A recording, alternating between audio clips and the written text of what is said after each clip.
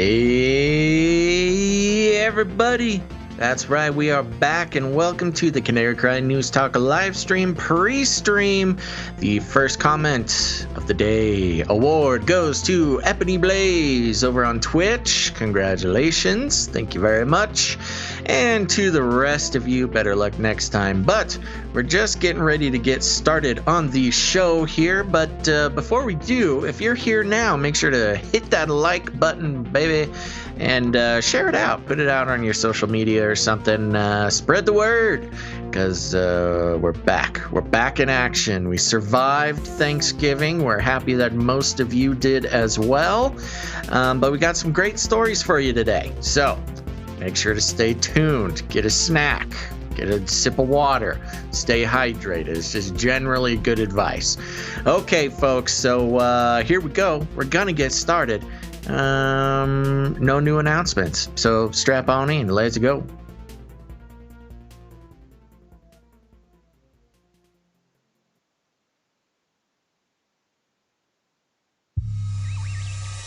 The world is getting crazier. People are acting more and more insane. The end of the world is tomorrow. Tomorrow. There's only one thing to do when the world is falling apart. Listen to Basil and Gonz as they discuss this week's news and events through the lens of Bible prophecy. You are listening to Canary Cry News Talk. You're listening to Canary Cry News Talk. Today is December 2nd, 2020. This is episode 271, and today, the Splinternet Wars. That's right, and I'm back, baby. I'm your best buddy, Basil.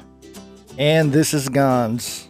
Welcome to the podcast where we love Jesus, we love you, learning to love ourselves, and we're praying for our enemies who are closing in with their great resex Splinternet pandemic. Wow. Oh, no. They just keep getting closer and closer.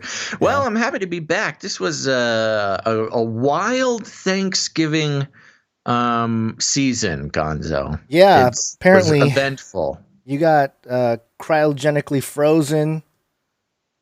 Yes, that was my CIA cover story. Oh, okay. Which you executed perfectly. Thank you. But just to honor our listeners and our viewers who, I really don't like missing shows. But believe it or not, contrary to popular belief, I do not like missing shows. And this one was, I was totally planning on being back from Thanksgiving on Monday. But I was in I was stranded. I was stranded in basically the middle of nowhere, and there was nothing I could do about it. Just nothing at all. There was a lot of crisis management. There was a lot of people who did not like me in their territory, so it was very difficult to find help. The institutions broke down. I truly felt like I was the king of the apocalypse, building my empire from scratch. But I made it back. I made it back yesterday, which was 3 days. I was stranded for 3 days. So it was a little bit longer than I expected. But otherwise, it was fine. Thanksgiving was fine. It was just fine. How about yours? It was fine, yeah. Good time with family and all that. But yeah, I was concerned for you because you told me everything broke down. You're stuck out there, and we had planned to go live. I was ready to go, and we were thinking maybe you'd call in, but no luck. Things were looking good at first because I got stranded on Saturday, and the show was on Monday, so I thought I could make it work, but it just didn't work. It did not work out. And worst of all, I'm fine giving this away. It was in California. I was visiting family in California, and before I left, I just didn't want to go. Mostly just because I didn't want to go to California. It sounded like a mess. I didn't want to have anything to do with it. And of course, it was pretty much as bad as I could have expected. So I was stranded in California for 3 extra days, which I was very uncomfortable with. I did have sort of moments where I was like, oh no, They're going to get me. They're going to put me in a California FEMA camp, and I'm going to just be disappeared. Yeah, well, especially since you were out in the netherworld of California. California is heavily populated up north, heavily populated down south, but there's like a great, it's got a lot of deserted areas. Yes, quite literally. I was certainly in one of them, which just made it that much easier to stay stranded. But sure, that's all in the past. I'm here. I'm back. I'm happy to be back. I see you, everybody in the chat. Thank you very much for the warm welcome back to my own my own podcast.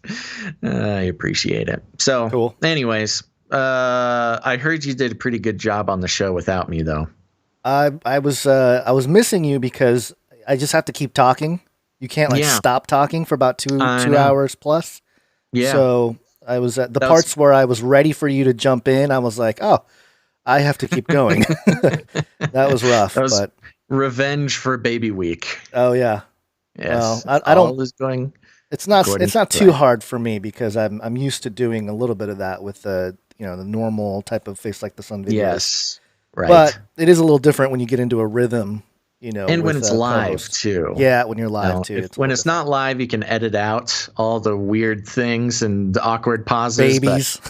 Yes. Bothering you. Live. There's that's forgiveness. Those watching live caught it, but basically my 3-year-old snuck under the desk the first minute of the show and and she just popped her head out from underneath the desk right as I was in the middle of going live talking to everybody. And it was it started off pretty disastrous even without you there. It was I had my own sort of disaster control at the beginning. I had to leave the mic on for about a minute of nothing as I walked out and I ran downstairs. Yeah, it was a whole event, not just like a funny moment. No, it was a whole thing. So yeah, we all have our problems, our challenges of doing podcasts. Imagine that 2020. We should expect disasters now, but it still catches us by surprise sometimes. We're ready for a great brand reset. Oh, yeah. How about it? Okay. What do you think?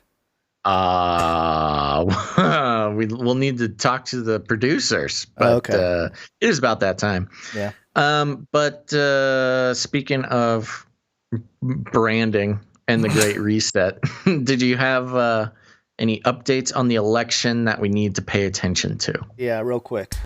And so my question is very direct. Is voting by mail secure? No.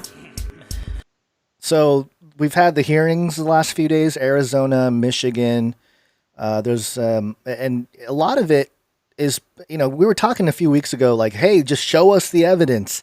Right. And there are sworn affidavits. There's a lot of evidence, but it appears the mainstream media is not covering any of it. And on platforms like Twitter, you have a lot of people just sitting there going, oh, it's all dismissed because no mainstream media picks up on it. And I think Trump is he's starting to get pretty annoyed with the whole situation. He's pushing OAN and a couple other outlets that are carrying it. But one of the things he went into the last few days, this is thehill.com. Trump threatens to veto defense bill over tech liability shield. And this is about Section 230 in the, the Internet Protection Act. And do you know about Section 230? Have we talked about Section 230? Yeah, we've mentioned it plenty of times. This is the piece of legislation that protects social media companies from being considered publishers. Publishers, that's right. Yeah. So for those of you watching on screen, I have it up here. And the part in question in Section 230, it's the protection for private blocking and screening of offensive material. The part in question is Section C, protection for Good Samaritan blocking and screening of offensive material. And basically, what it comes down to is, because a lot of people are kind of misunderstanding what this is. Some people are saying, oh, if Trump eliminates Section 230, then Twitter can ban him.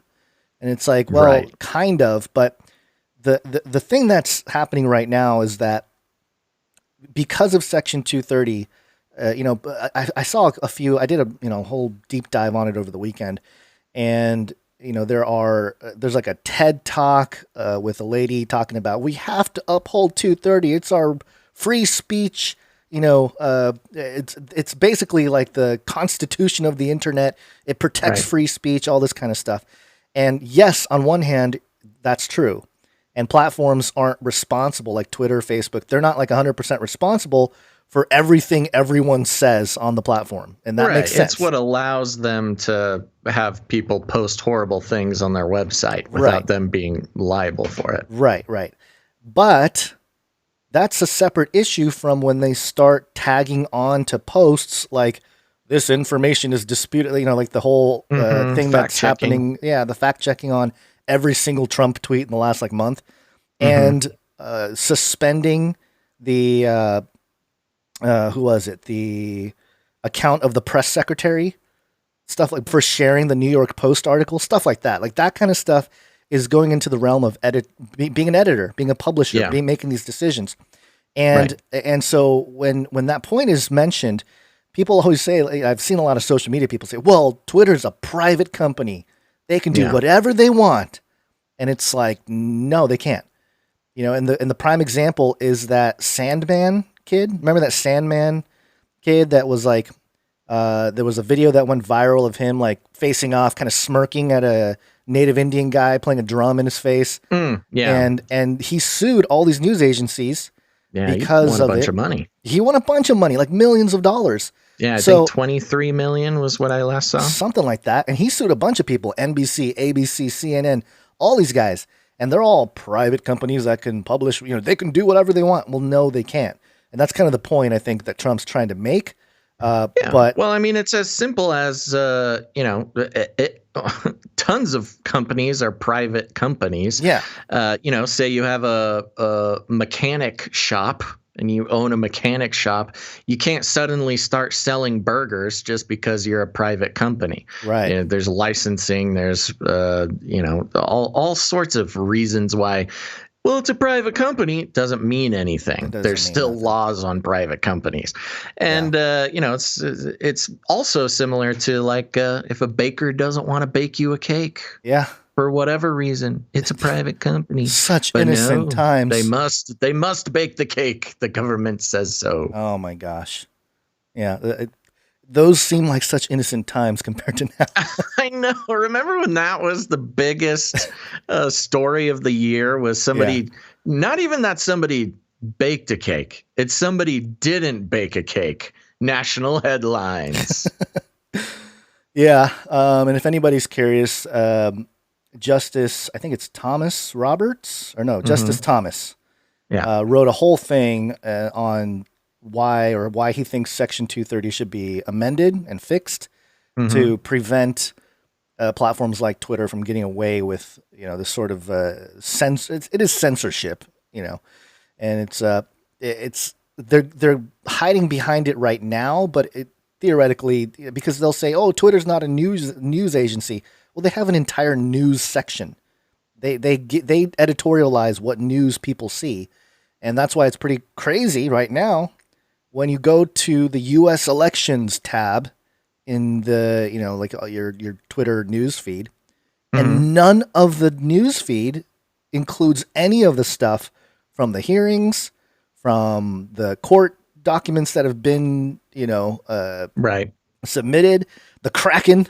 None of that stuff is there, and it's just interesting to watch the split happening of the truth. The internet is literally splitting, and that's part of the discussion here with the Splinternet. Yeah, well, it's been interesting. I don't know if you mentioned it on your solo episode on Monday, but part of the thing that's going on with the mainstream media reporting on it is there are lots of cases being brought up in courts all around the country.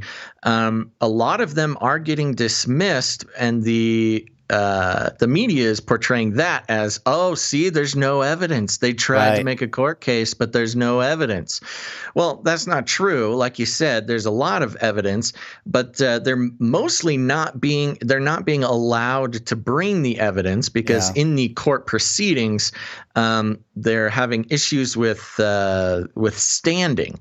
And as I understand it, I'm no legal expert, but the way that I've heard it explained is, you can't just bring a lawsuit against anybody. Even if somebody is doing something wrong, you can't sue somebody else for doing something wrong unless you have something called standing, which means you can prove that you are directly impacted by whatever you're suing them for.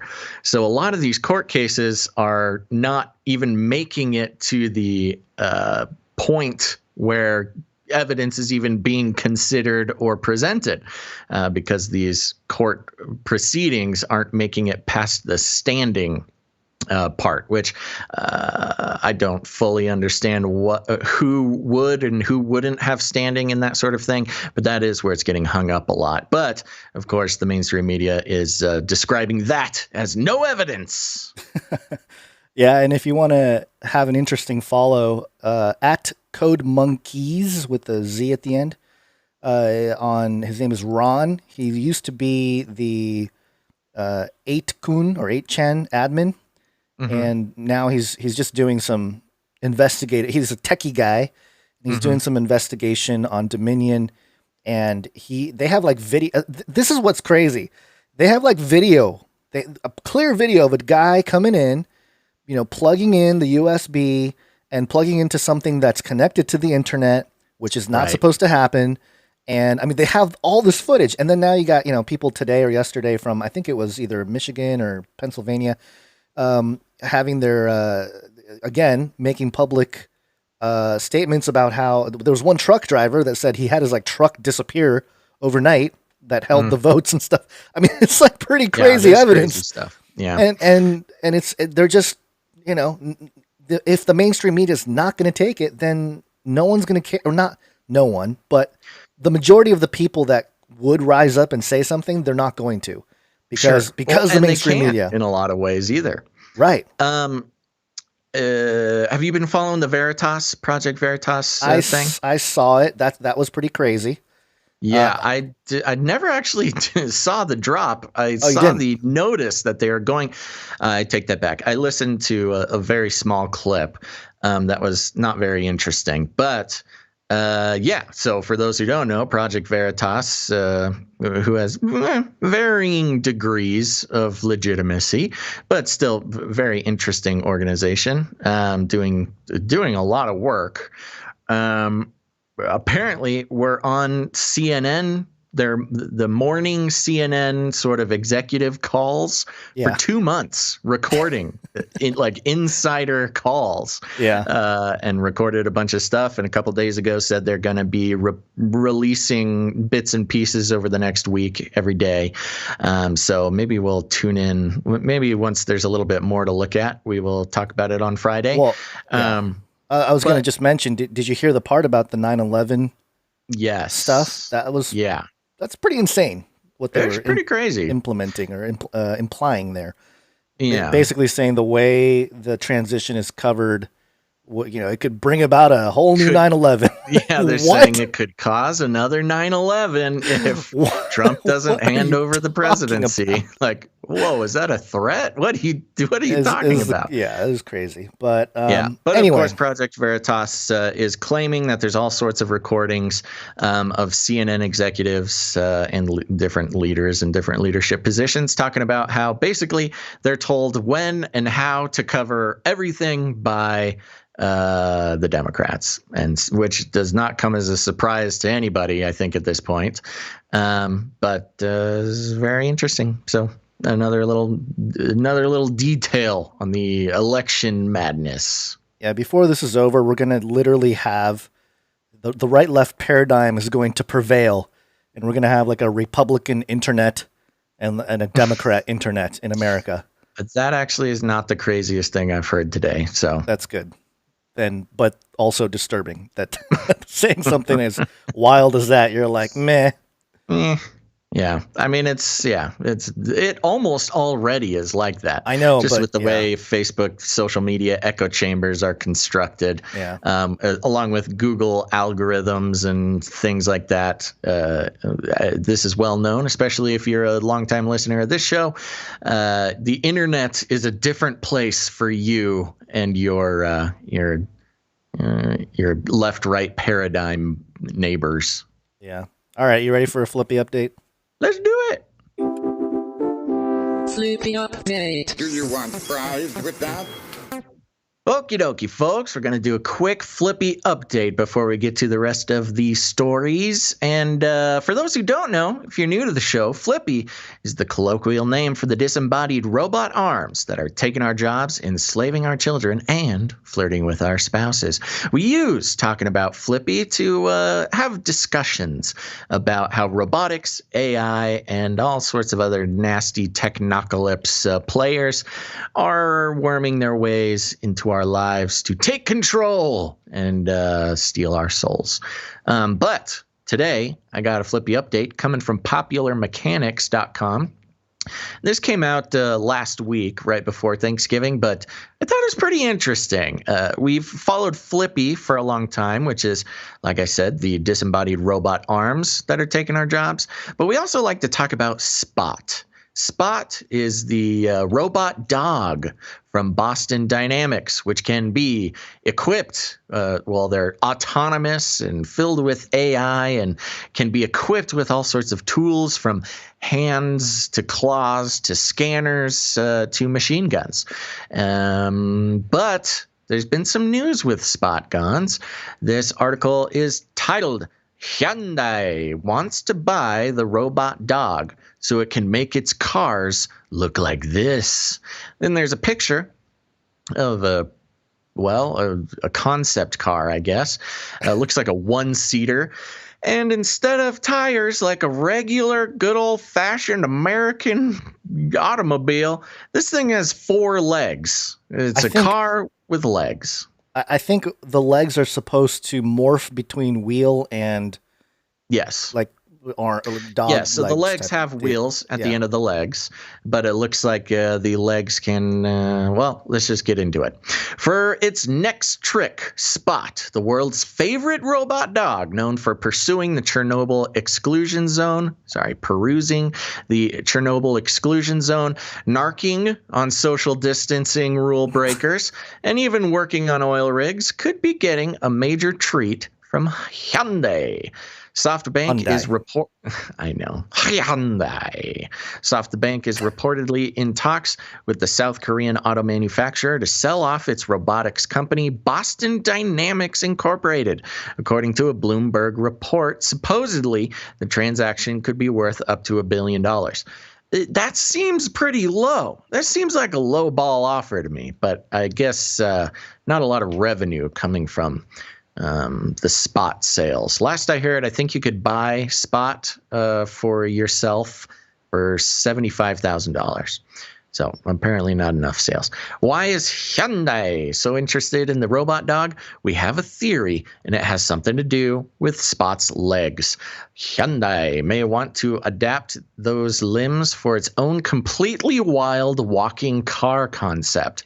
At the 2019 Consumer Electronics Show in Las Vegas, Hyundai first debuted its so-called Elevate concept, which repaints a number of different electric vehicle concepts as legged insect-looking robots. As CNET's Roadshow said at the time, the car is capable of driving at highway speeds, climbing 5-foot walls, and stepping over 5-foot wide chasms, rendering it basically an AT-AT from Star Wars. In a January 2019 press release, Hyundai said its Elevate concept marks the first ultimate mobility vehicle, a buzzword that basically means the world's first car with legs. The company ultimately bills the strange cars as a possible solution in search and rescue operations. Of course, you always got to sell it for safety reasons. Here's a quote When a tsunami or earthquake hits, current rescue vehicles can only deliver first responders to the edge of the debris field. They have to go the rest of the way by foot. Elevate can drive to the scene and climb right over flood debris or crumbled concrete. John Su, vice president at Hyundai, said in the release. That's not super surprising considering some of the coolest robots we've seen, from snake robots, drone fleets to full-out robot squads of varying shape and size, have been for rescue missions in caves and even dangerous inspections in nuclear facilities. The article has a little bit more to go, but that's the important part. So there you go, Gons. It's kind of weird. I don't know if I like the idea of Boston Dynamics being sold to Hyundai. They're over 20 years old, I think, at this point, and have been a staple in the Flippy updates for many years. And now they're selling out so we can have walking cars. Would you rather have a flying car or a walking car? I actually kind of like this walking car idea. It's kind of creepy, but it kind of sounds fun. It sounds safer, too. The reason I'm not excited about flying cars is almost certainly we will all die of crashing our flying cars. Yeah, you say that, but some of these pictures here, there's one where it's kind of walking up this rocky hillside kind of deal. Uh-huh. Depending on how fast this thing goes, you can turn into a smoothie inside. It's not going to be very comfortable. It'll be a little bumpy. You know what I would love to watch, in the days to come when all cars have 4 legs instead of 4 tires? Live police chase videos with a walking car. Yeah, that's true. Fantastic. Because usually, almost inevitably, the person being chased, just kind of skids out on the side or something, or they hit a fence or get stuck in a ditch. But now these police chases are going to take on it's going to be like parkour. It's going to be parkour police chases in these legged cars. And personally, I can't wait to see it. It's going to be a great time. So are you saying that the drivers themselves, like the people getting away, they're also going to have the legged cars, and it'll be like this is in a world where the legged cars are ubiquitous. Okay. They'll be coming straight towards a ditch, and then the legs will come out. They'll jump over the ditch, and then they'll climb a fence, and then they'll escape until the police helicopter shoots a bazooka at them or something. I think the way it'll work out, the police force will have the cars before the consumers. Yeah. So, the car will crash, the guy will get out, run into the woods, and then the cop car will just walk over the little fence, next to the side of the road. Depends where you are. I will say this. Where I was stranded in California, it looks like their police cars have not been updated since the 80s. So you would have loved to have this thing. This thing would have really, helped you out. You could rule the rural communities of California in a legged car. Yeah. All right. Well, good luck. There you go. That's your Flippy update. Excellent. Did you see my Flippy update that I did in your didn't honor? Like it. Yeah, it was creepy, right? No, I didn't think so. You didn't think it was creepy? No, I didn't. Okay. I'm not trying. I don't want to put you down. That's why I found this one. The rope? No, not the one that I had for you today. The one from last episode. Oh, no, I didn't see that one. I tuned in late. Okay, I'm going to show it to you just so you're up to speed, so that Okay. Our producers say things and they won't necessarily you won't be confused. So this was a Reuters article: Egyptian inventor trials robot that can test for COVID-19. Oh. And look at this thing. I am. Oh no. Oh no. Oh, I don't like that at all. No, that's the creepiest Flippy I've ever seen. Yeah. Oh, the face. The face. The funniest part. The funniest part about this article is it interviews the guy who made it, and he says that he tried to make the robot more human with a head and a face and everything to not scare people. He did a bad job.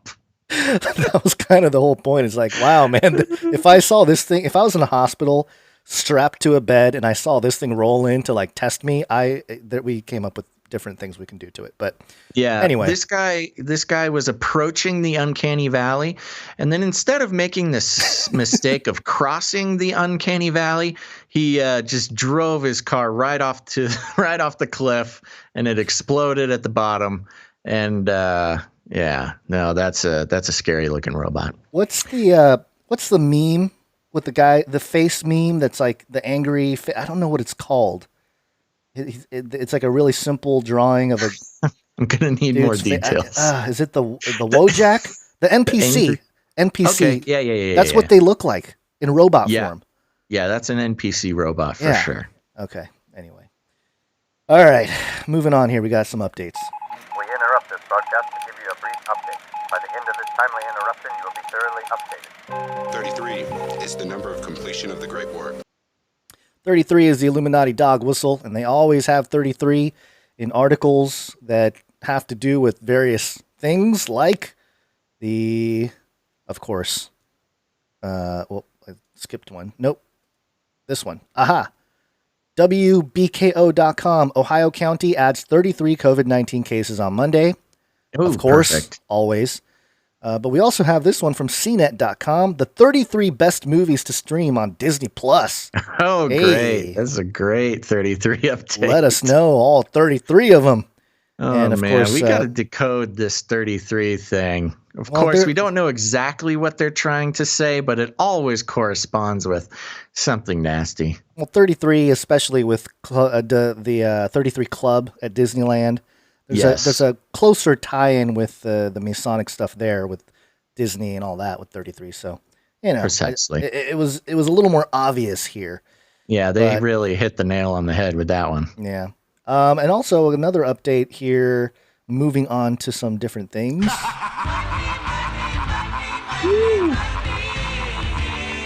Blockchain. I am not capable of hatred.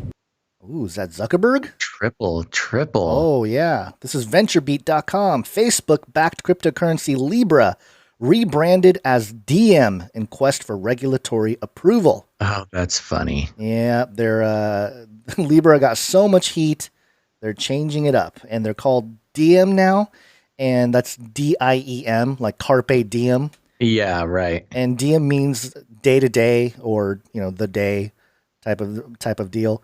Yeah, so they're continuing their mission to become a sort of ubiquitous cryptocurrency that Facebook controls.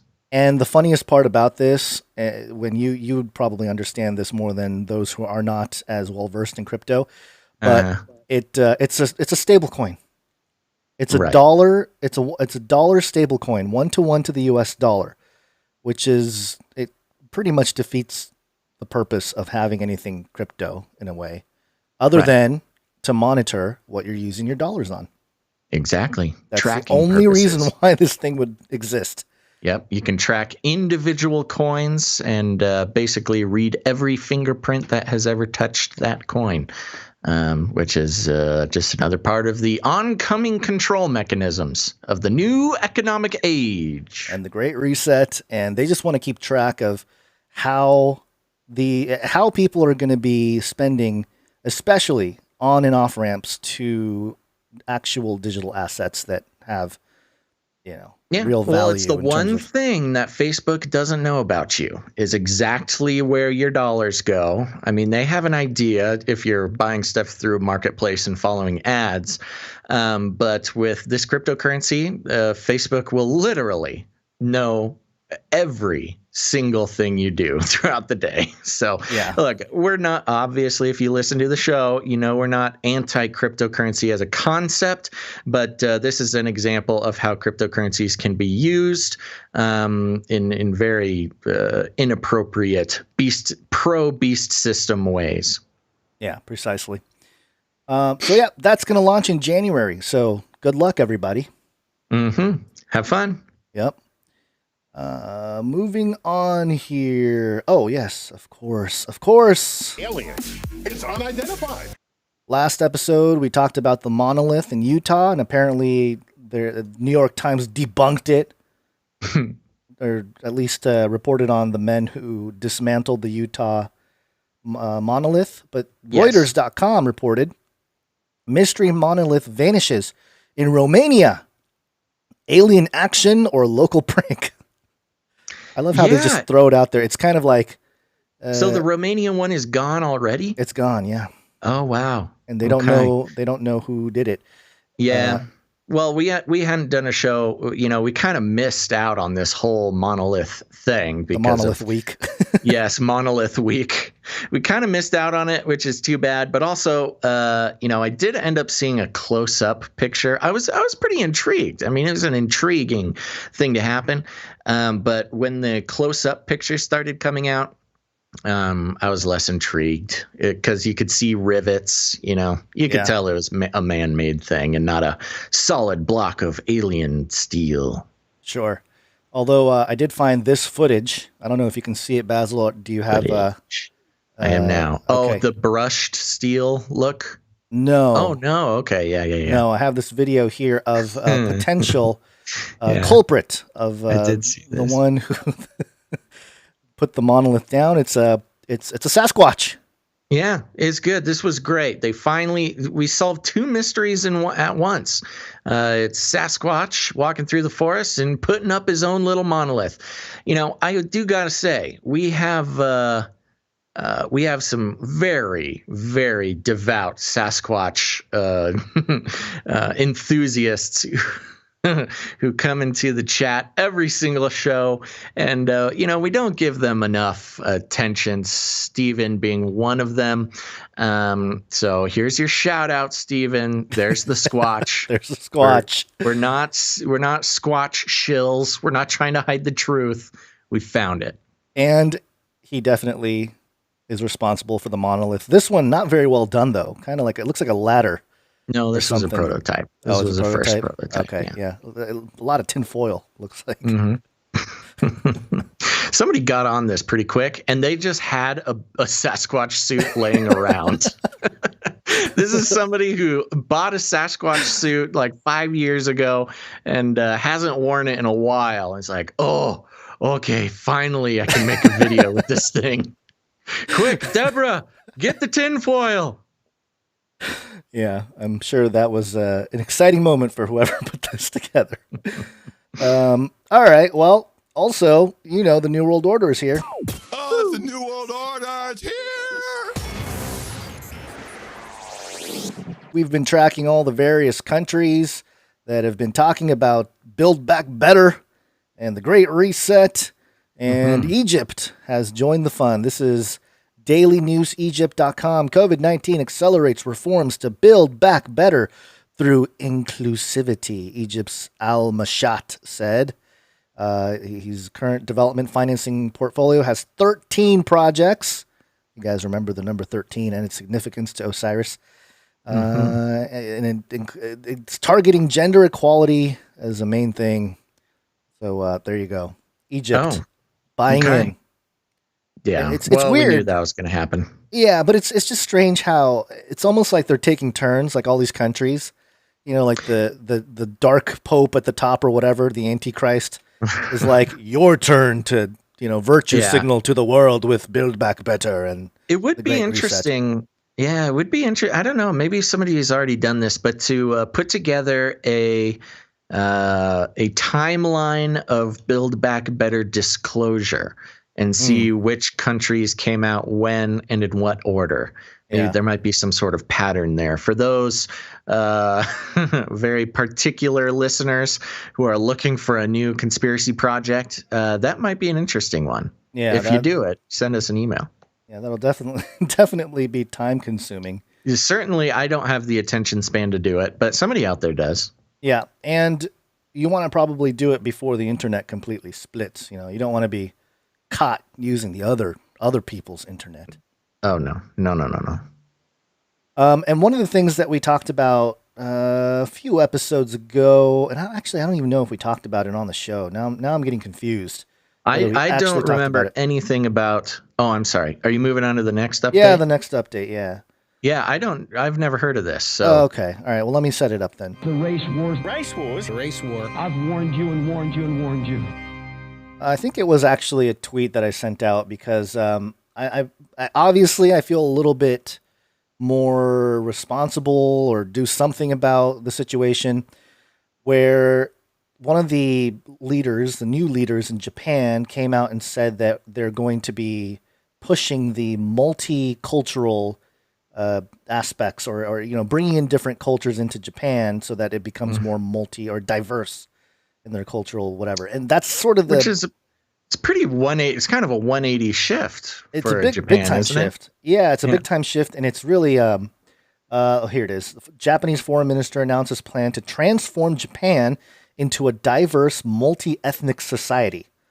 And that goes against everything that's, like a nation like Japan, who's very nationalistic. They're very consistent with, and maybe to a fault to some degree, because, they can be sort of racist. Well, there's a lot of pride. There's a lot of pride. National pride. Yeah. Sure. And I get it. There's some issues with racism in that regard. If, people that are half or whatever, they get discriminated and stuff like that in Japan. Is that true? Does that happen? Yeah, it happens. It happens. Oh, interesting. But again, it's the thought sort that of was just America, guns. No.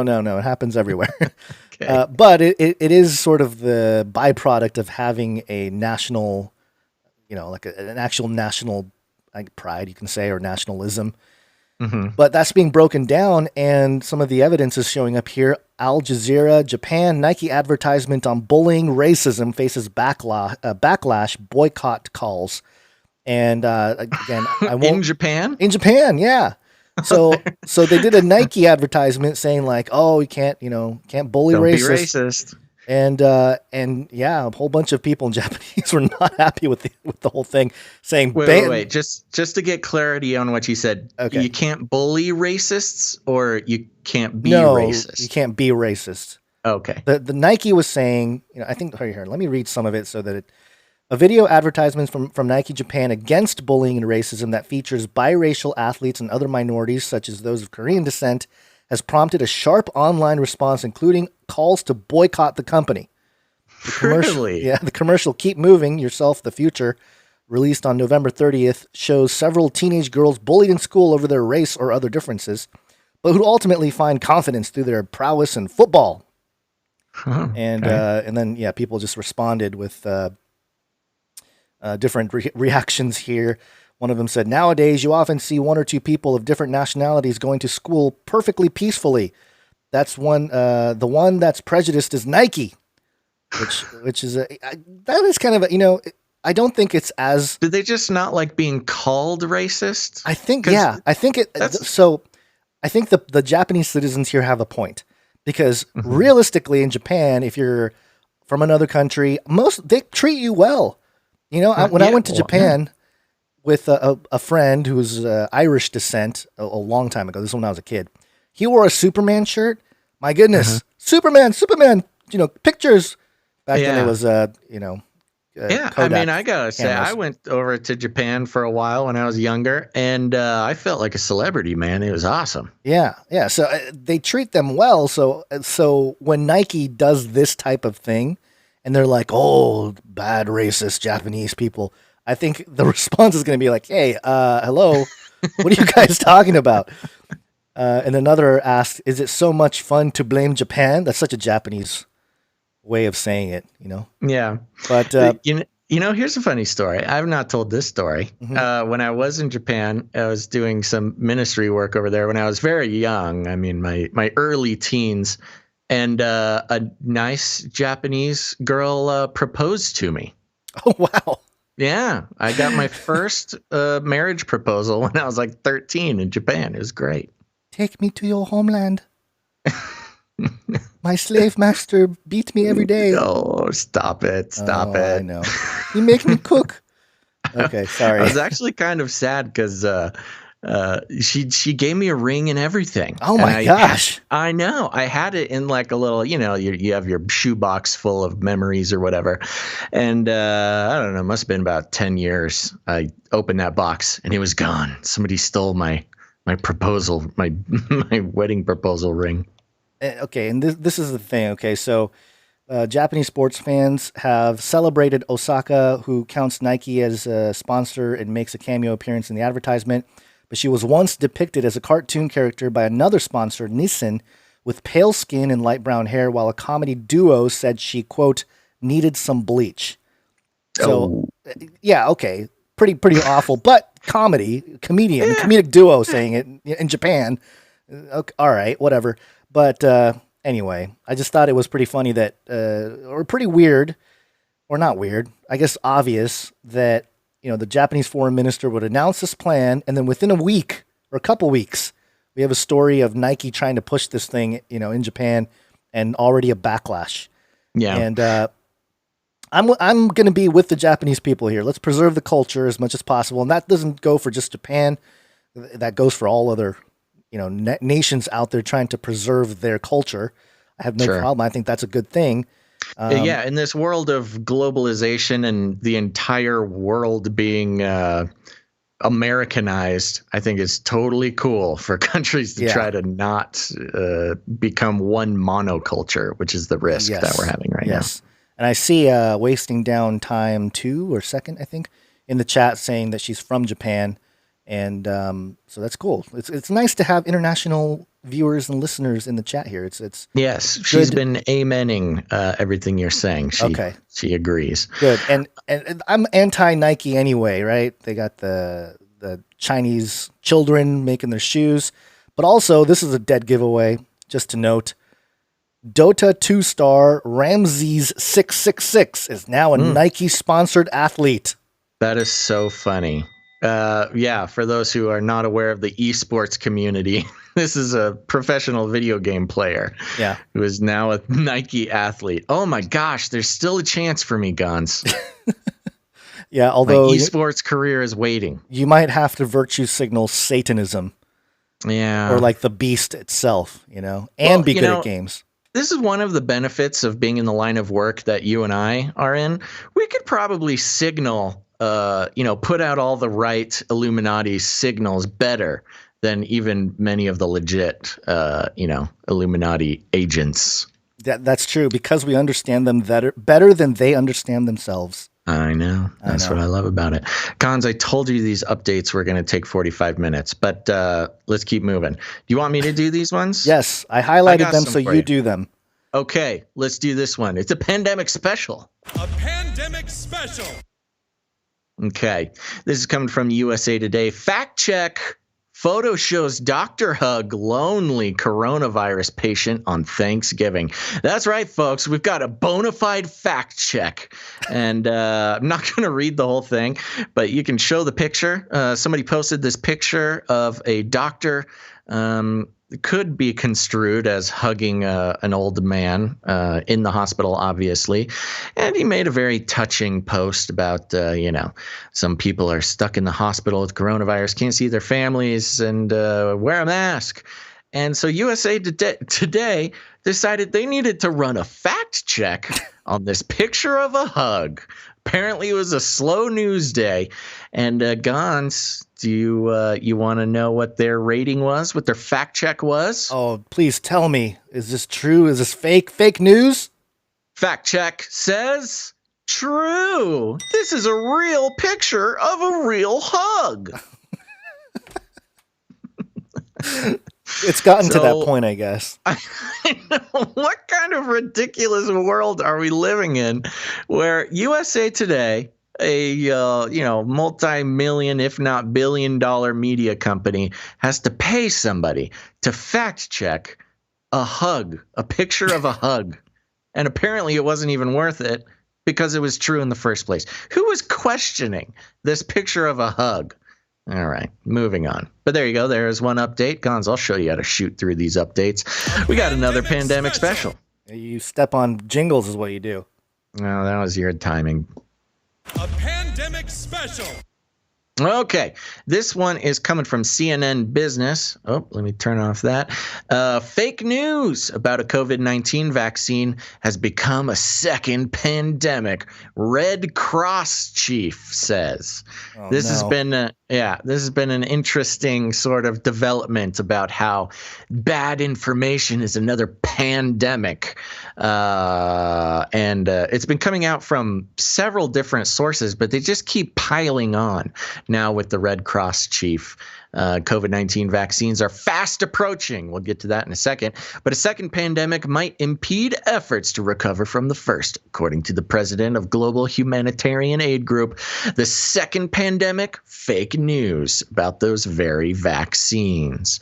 This is it seems funny, and it's kind of poking fun at it. This is actually a very dangerous rhetorical move that's being played here, in my opinion. For a year now, we've been, terrified by this word pandemic. Not just terrified, mind controlled. It has split society. It has severed family ties. Friends are now enemies, all because of this word pandemic. Legislation is being put into effect. Governors are overreaching their legal authority in their states, all because of this word pandemic. And now, as always happens, and we love tracing this stuff because we're seeing the beginning of it here. There's now a transmogrification happening of the word pandemic from its actual definition of a disease that is spreading at a certain rate and affecting a large portion of the population to anything they want it to be. Like news they don't agree with is now pandemic, and they will use that word to crack down, make more legislation, not about a virus or people's health, but about controlling the information flow. So there you go. You heard it here first. Labeling, it's again part of the double speak, the mind control of language that the media uses to create narratives out of nothing. And there you go. Anything to say about this, Gon? Well, I think you covered the bases there, but got it. Yeah, nailed it. Making it a second pandemic and having it not actually be a physical disease, virus, whatever, is pretty ridiculous. I mean, it's very disappointing, because Red Cross, I didn't have much trust for Red Cross for a while, but in the last decade, or maybe even more than that, anytime there was a natural disaster, whether it be a hurricane or any kind of the tsunami, a whole bunch of people were like, oh, send money to Red Cross, send money to Red Cross. And I was always like, do they really use that money to help people? So I was skeptical of them already, but this is like a dead giveaway now. It's like, now how do you ever support this this organization? Yeah, it's just it's a non-profit, charity-based New World Order mechanism is what it's kind of turned into. Of course, hopefully that they are doing good in disaster zones and stuff. I haven't heard much on the boots reporting about that, but that is what they allege, and they may very well do that. But this participation in the changing we saw the changing of language. What was the one that they actually changed the dictionary definition of something because of ACB? I don't remember now. Sexual orientation or something. Preference. Sorry, sexual preference. Maybe. Where I don't remember. Yeah, it was sexual preference, and ACB used it, and the next day the dictionary changed it to an offensive term. So, you have all these organizations participating in the manipulation of language that will inevitably be used for more grasps of control. But we have another pandemic special update. Guns. Before we go on to that one, the quote from the guy from the Red Cross here is that it's a parallel pandemic. They have to defeat the parallel pandemic of mistrust that has consistently hindered our collective response to this disease, and that can undermine our shared ability to vaccinate against it. That sounds to me like a declaration of war. Yeah, it's literally like these people have hindered our our ability to help people. It is really messed up. You are actively killing people by having different ideas than us. Yeah, it's ridiculous. All right, well, next one. A pandemic special. Okay, this one was fun. This is coming from MSN.com. It was originally popping up on Fox, but just for fun, I looked for it in other places. And we hadn't talked about MSN in a while, so here we are. CDC director, school is one of the safest places kids can be. Oh my gosh. This is part of why I grabbed this one. It's a mirrored article from the Daily Mail, but I just loved one of the safest places kids can be. Schools are among the safest places that American children can be amid surging cases of coronavirus across the country. Centers for Disease Control and Prevention Director Dr. Robert Redfield said on Thursday night during a rare White House coronavirus task force briefing. He called school closures an emotional response to rising infection rates. He said that data does not support the notion that closing schools reduces coronavirus transmissions.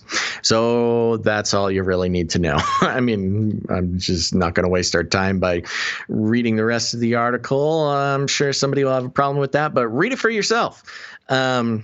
They break down some of the numbers, but you know what I love, Gons? Throughout at least the past 6 months of the pandemic, the CDC has been the best source of information guarding against what governments are trying to do. Like lockdowns and yes, yeah, lockdowns, masks for a while, now school closures. It's like the government, whether it be state or oftentimes federal, they're trying to lock everything down. They're trying to create their new world order, and the CDC repeatedly is like, "No, guys, don't worry about it. We listen to the good liberals. We are the bosses when it comes to this. You don't need to close schools. You don't need to do all these lockdowns. You'll be fine." And governments are like, "No, we must gain more control." They're just like, "Hey, we're just going to take the safe road and we'll go ahead and lock down and destroy businesses and all that." By the way, did you see there was a guy, people have been arrested in recent days in Canada, and they shut a place down in New York. A guy that was just trying to run his business. Lockdown stuff? Yeah, lockdown stuff, like anti-lockdown. Yeah, I saw that guy who owned a gym who was being fined $15,000. Is that the one you're talking about? Was it a gym? Maybe it was I thought it was a restaurant. I saw one. I don't know. I thought I saw one where a guy owned a gym and was just ignoring lockdown. And he got a $15,000 bill or something from the government. And he just rips it up and throws it in the air. He's a hardcore guy. I am not going to mess with him. If I was a cop ordered to go arrest this guy, I would not mess around with him. They're going to have to roll out the Hyundai robot legs walking. Yes, the 4-legged robot car. So there you go. There's your pandemic special updates. There is an interesting thing from the perspective of the left that they can point out an inconsistency with people on the right in this right-left false paradigm. Because, a few months ago, the left liberal Democrats, they were all saying defund the police, and the Republicans were like, no, blue lives matter. And then now with like certain locations, they're like, the Gestapo is here. They're arresting the people unlawfully. And the liberals are like, wait, I thought you guys wanted police officers. So it is a mess. I can see why they did all that to really get people confused. The switcheroos. It's crazy. The ideological switcheroos just keep happening, and a big story about that later on in the show. But yeah, you're totally right. They're good. They're good at really confusing people about what they believe. It's very, when you know how to spot it, it's fun and frustrating to watch. But a lot of people just aren't really paying attention to, how they're being manipulated. Yeah. And also human beings are able to hold two different ideas about something at the same time. What? No, we're not. Come on. Yeah, in a very impressive way. A lot of times, that's true. That's one of the marks of intelligence, they say. Or maybe that's mind control as well. Yeah, no, that's one of the things. One of the key aspects of intelligence is being able to have two contradictory thoughts about something at the same time. Oh, that's probably why my wife married me. I was like, I hate you, but I love you. I have a feeling that a lot of marriages have an aspect of that. Okay, one last update here. You want me to take it? Let me do it because I'm going to launch you into the vaccine. Vaccine thing. Vaccine. This is MarketWatch.com. 100% of Americans that want the vaccine will have had the vaccine by June, says Operation Warp Speed official. Yeah, I mean, there's only like 100 people who want it, so that seems like a reasonable goal. Lieutenant General Paul Ostrowski tells MSNBC that more than 300 million doses will be available well before then. So there you go. Those who want it will get it. And the absolute opposite of the story they were telling last week, but okay.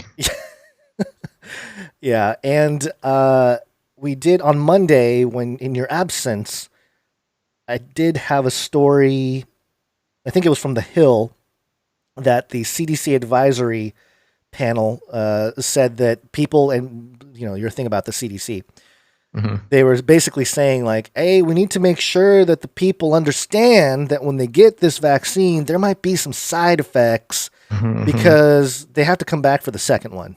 We can't turn them off, because of all the side effects. So just make sure they know that they're going to feel terrible and some might die, but come back for number two. But come back for number two. You only got to do it twice this season, and then next year it would have morphed. That's what they don't tell you. I will say, just as one last little personal update, I had my yearly or bi-yearly, whatever, doctor's appointment yesterday. No, she did not give me anabolic steroids, but it was very serious. I've never seen her push me in this way about getting the flu vaccine. Did not say a single word about coronavirus. Ooh, interesting. Yeah, and I took that. I'm going to put words in her mouth, but I took that to mean don't worry about this coronavirus nonsense, but do get the flu vaccine. You know why? Even though the flu is down 5%, down, the CDC has stopped counting flu cases because it's so small, but the coronavirus is a flu. You know why? It's all about the money. And I bet you the hospital has already bought a whole bunch of the flu vaccine. Oh, totally. They need to administer and that's that. been well known. Yeah. That's well known for a while. Doctors get paid to strongly suggest people get the flu vaccine.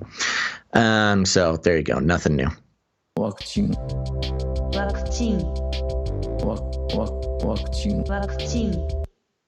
Oh, our UK friends. Oh, the UK friends. Let me take this one. It looks like you've got a lot of notes on the second. I do.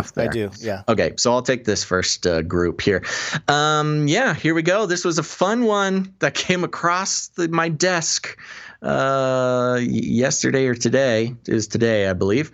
HuffPost. Gotta love it. The HuffPost. And yes, I will mention, for those who are new to the show, you'll notice we read from a lot of pretty well-known propaganda outlets. That's on purpose. We're not reading these articles to convince you that they're true. We're reading them to dissect them and see, how the mind control works. So don't be afraid. I'm reading from HuffPost. The article is titled, UK approves Pfizer BioNTech coronavirus vaccine for emergency use. Dun, dun, dun. But it gets more exciting, Gons. The Pfizer BioNTech COVID-19 vaccine has been approved for use in the UK and will be made available from next week, UK Health Secretary Matt Hancock said. Wow. So the UK, they're starting early. They want to get the vaccine out there. And for all of our UK listeners, Really, you need to give us early reports about what it's like in the UK during vaccine week. There it is. Next week is vaccine week. Oh, we can there you run go. We'll run a some sort of producership special. We'll keep an eye out. Maybe 19, 20, 19. I don't know. We'll figure it out. UK regulators are the first to approve Pfizer vaccine for emergency use, and Britain will be one of the first countries to start vaccinating their population. Studies have shown the jab. I had to grab this article because it goes back to the jab, which as Americans, Gons, we were very confused by, and our UK listeners were very happy to educate us that the jab is a totally normal way of referring to the vaccine. So studies have shown the jab to be 95% effective and works in all age groups. No safety concerns arose from the clinical trials. What? Yeah. No safety concerns arose from the clinical trials. Now, Gons, this is why I contacted you before the show today. Of course, on this show, we covered a lot of the safety concerns that came from the clinical trials. But it did occur to me that I do remember specifically reporting on the Moderna safety issues. Do you remember at all if there were safety issues that came from the Pfizer trials? Yeah, see, I was trying to find exactly, and there was only some stuff that said that there were some side effects, and the one that there was a couple that I had here. One of them is from 10news.com, San Diego. What are the side effects of the Moderna and Pfizer COVID vaccines? And that was published on November 19th. And it says here in the article, Pfizer reported 3.8% of the recipients felt fatigue and 2% experienced headaches based on preliminary data from its phase 3 trial. And that's phase 3. I don't remember the phase 1 or 2. Right. It's a smaller sample size, but yeah, so they had nasty side effects, but as far as we could, again, it could have all been erased. Sure, but I feel like I remember there being some pretty serious issues. At least with the Moderna vaccine, there was like a spinal infection. Right, At least one person died from it. Yeah, pretty serious. The Pfizer one, it says these symptoms are classified as grade 3 or severe adverse events because they can interfere with daily activity. So that was, between 2 and 4%. Yeah, they were saying like, I mean, you'll have to take a few days off work, right, to get the the vaccine. Like, yeah, you're gonna be really sick for a few days just after each dose, of which there are 2. So it's pretty serious. So this goes directly against the thing I just mentioned from the last episode where I mentioned the Hill.com reporting on the CDC advisory panel saying, hey, make sure you warn them. Make sure you let them know that, the side effects can happen. Right, because they didn't want people running away. Right. So this is, the HuffPost is like, whatever. Yeah. Don't listen to the CDC, those quacks. No safety concerns arose from the trial. You're going to be just fine. Get over here and get your jab. Get your jab. Double speak is really impressive. Jab. The article continues. U.S. and European Union regulators are reviewing the Pfizer shot along with a similar vaccine developed by Moderna. British regulators are also reviewing a vaccine candidate developed by Oxford University and AstraZeneca. AstraZeneca had some bad stuff happen in the trials too. The U.S. Food and Drug Administration is set to meet December 10th and decide whether to recommend the Pfizer vaccine for emergency use. The first shipments of the vaccine will arrive in the U.S. on December 15th, CNN reported. The UK has secured some 40 million doses in total, with 10 million due in the country by the end of the year. People will need 2 doses, meaning enough has been bought for 20 million Brits. The shots will have to come to Britain from the company's distribution center in Belgium and need to be stored at minus 70 degrees Celsius. Oh, this is the one that has this crazy refrigeration thing. Yeah, it's the mRNA vaccines. Yeah, oh no. Hancock told BBC Breakfast on Wednesday morning that 800,000 doses of the vaccine will be available next week, with several millions more arriving throughout December. He added, quote, "Will then deploy at the speed that it's manufactured." And the manufacturing is, of course, being done by Pfizer in Belgium. So that will determine the speed at which we can roll it out. Sir Simon Stevens, chief executive of the NHS, that's the National Health Service in England, said the vaccination program would be the, quote, "largest scale vaccination campaign in our country's history." Ooh, Hancock tweeted, "Help is on the way. The Medicines and Healthcare Products Regulatory Agency has formally authorized the Pfizer-BioNTech vaccine for COVID-19. Quote, the NHS stands ready to start vaccinating early next week. The UK is the first country in the world to have a clinically approved vaccine for supply." On the challenge posed by the need for the vaccine to be stored at an ultra-low temperature, Hancock told Sky News, quote, "This is a challenging rollout, and the NHS in all parts of the UK stands ready to make that happen." Do you think it's at negative 70 degrees Celsius as it's being injected into you? There's no way. That would kill you, right? Yeah. There's no way that would freeze your veins on contact. It'll be like that's my hunch. I'm no expert, but it'll be like the freeze. You know, remember Arnold? Mr. Freeze. Mr. Freeze. Yeah. What was his line? It's getting cold or whatever. Yeah. Chill out. Chill out. I like how that was your go-to witty pun. It's getting cold. I don't know, but you know, Pfizer had a history. I think in like the 1990s, there was a vaccine thing that they did in Nigeria that like killed people and maimed people. It's a classic. And so, of course, you know, in the last few months, they had a Nigerian doctor come out and say, "Oh, we're so excited about the Pfizer vaccines." Oh, did they? Yeah. Wow. Yeah, there was a while there where a lot of African countries were sick and tired of being experimented on, which I totally support them for that. Yeah. It's kind of a weird, sick joke that, Bill Gates and other companies test unsafe vaccines on Africans. Yeah, and it was actually 2011, which was, 15 years? Yeah, 15 years after the fact that Pfizer actually started to pay out the people that were affected by that experiment. International vaccine courts. Yeah. Peace, Love, Joy, and Purple in the Twitch chat says, question, can you still get C19 after getting the vaccine? I don't know. I'm not a professional, but the professional Dr. Fauci says yes. So, yeah, you still need to wear masks. I'm not. Do we have that clip? I'm not spreading fake news, right? No, he said even after the vaccine, there's still a big risk, right? Yeah, he said there's a big risk. I think that was the whole thing where he said, "Now is the time to do what you're told."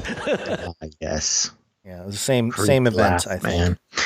Yeah. Let me see here. Let me browse through this. I think that is. I don't think there's anything of import left in the article. But the big news being next week is Vax Week for you UK folks. So UK listeners, send us an email, canarycryradio@gmail.com. We want to hear what the deal is, especially if there's some sort of pressure or, God forbid, some sort of mandatory situation. I'm not exactly sure what the current situation is in the UK, but I know Boris Johnson really got on board with the whole New World Order thing halfway through the pandemic. Did you see the clip that I played in the last episode of an American vaccine distributor say that they put RFID chips in the vaccine? No. You didn't see that one? No, it's worth playing again. Let me pull it up here because, it was on. What channel is this? Is this a verified thing? CBN, Christian Broadcast Network. Christian Broadcast Network. Yeah. Let me find it here. Okay, let me pull it up. And that would make sense. of course, that's something that we've been told is going to be happening literally my entire life. Yeah. Hold on. Let me see here. Let's see. Between my company, Apogec Systems of America, and the Department of Health and Human Services and the Department of Defense. And its purpose is to ensure that by year end, we'll have at least 100 million doses ready to inject of a vaccine or therapeutic, assuming one is available. How does the optional RFID chip work? Well, each of these devices that are injecting have the capacity to also have a small chip. What that chip does is it has the unique serial number for each dose. It is designed so that there is no counterfeiting. It's designed so that we'll know exactly that the right dose hasn't expired. However, that chip only refers to the dose. There's no personal information, no patient information. It's simply like a barcode, only we know instantaneously where and when that dose has been used. That also helps public health officials know when there are outbreaks, have we vaccinated enough people in those areas? That technology is purely optional, however, and the U.S. government hasn't even decided if they're going to use it.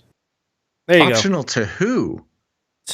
Optional to me or optional to the government? I think the government. It sounded like the government because he said the government hasn't decided whether to. That's pretty crazy. It's pretty weird, right? I'm gonna have to look into this guy. I mean, that's ginormous news if that is. And on CBN too. True.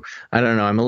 CBN. I know. They just kind of do their own thing. I know, but it's you would think that somebody in the back at CBN is like, well, majority of our audience are Christians and they're all into the mark of the beast thing. And well, right. That's kind of what a little bit makes me suspicious. I don't know. I'm going to have to look into that guy because as a news organization, of which I trust none of them at this point, I don't care who it is. I don't care if it's CNN. Don't care if it's Fox.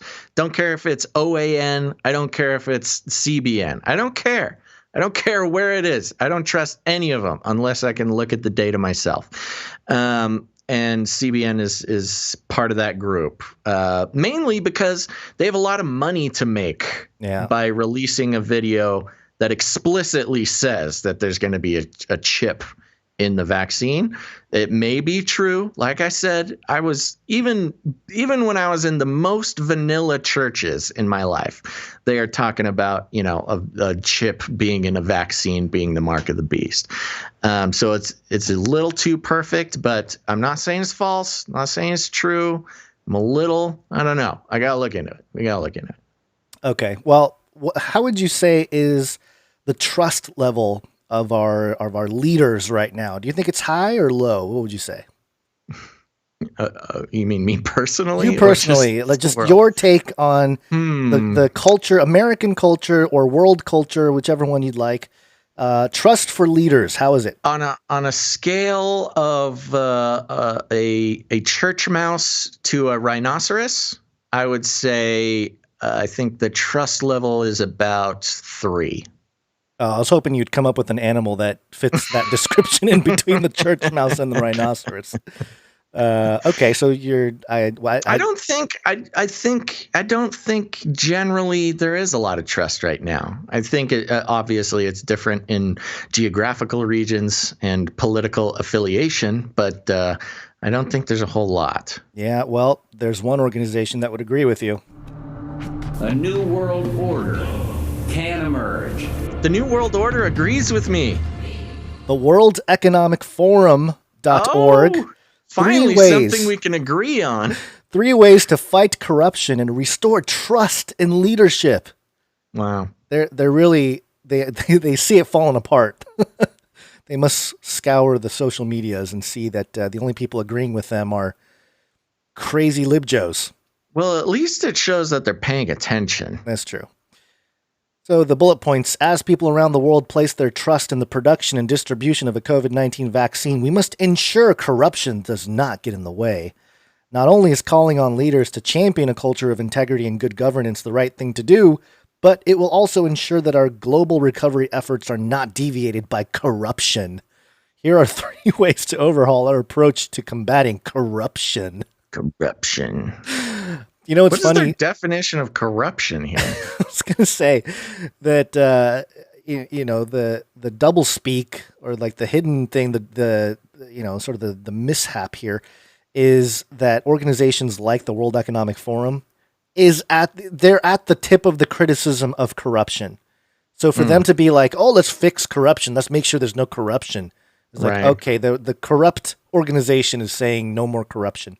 Yeah. It says here, as we identify the paths necessary to come out of this compounded COVID-19 crisis, excuse me, and prepare the conditions for a much-needed great reset, we must also keep the focus on long-standing challenges that will affect this recovery, most notably the fight against corruption and the search for greater trust and integrity in institutions across social, economic, and political systems.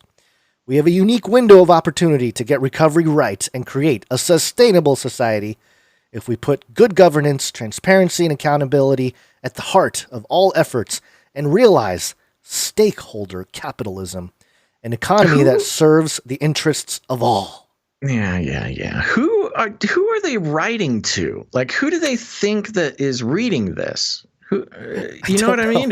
They keep saying we, and stakeholder. Well, from my point of view, they're just talking to themselves and referring to stakeholders as rich people or something. It's 100% right.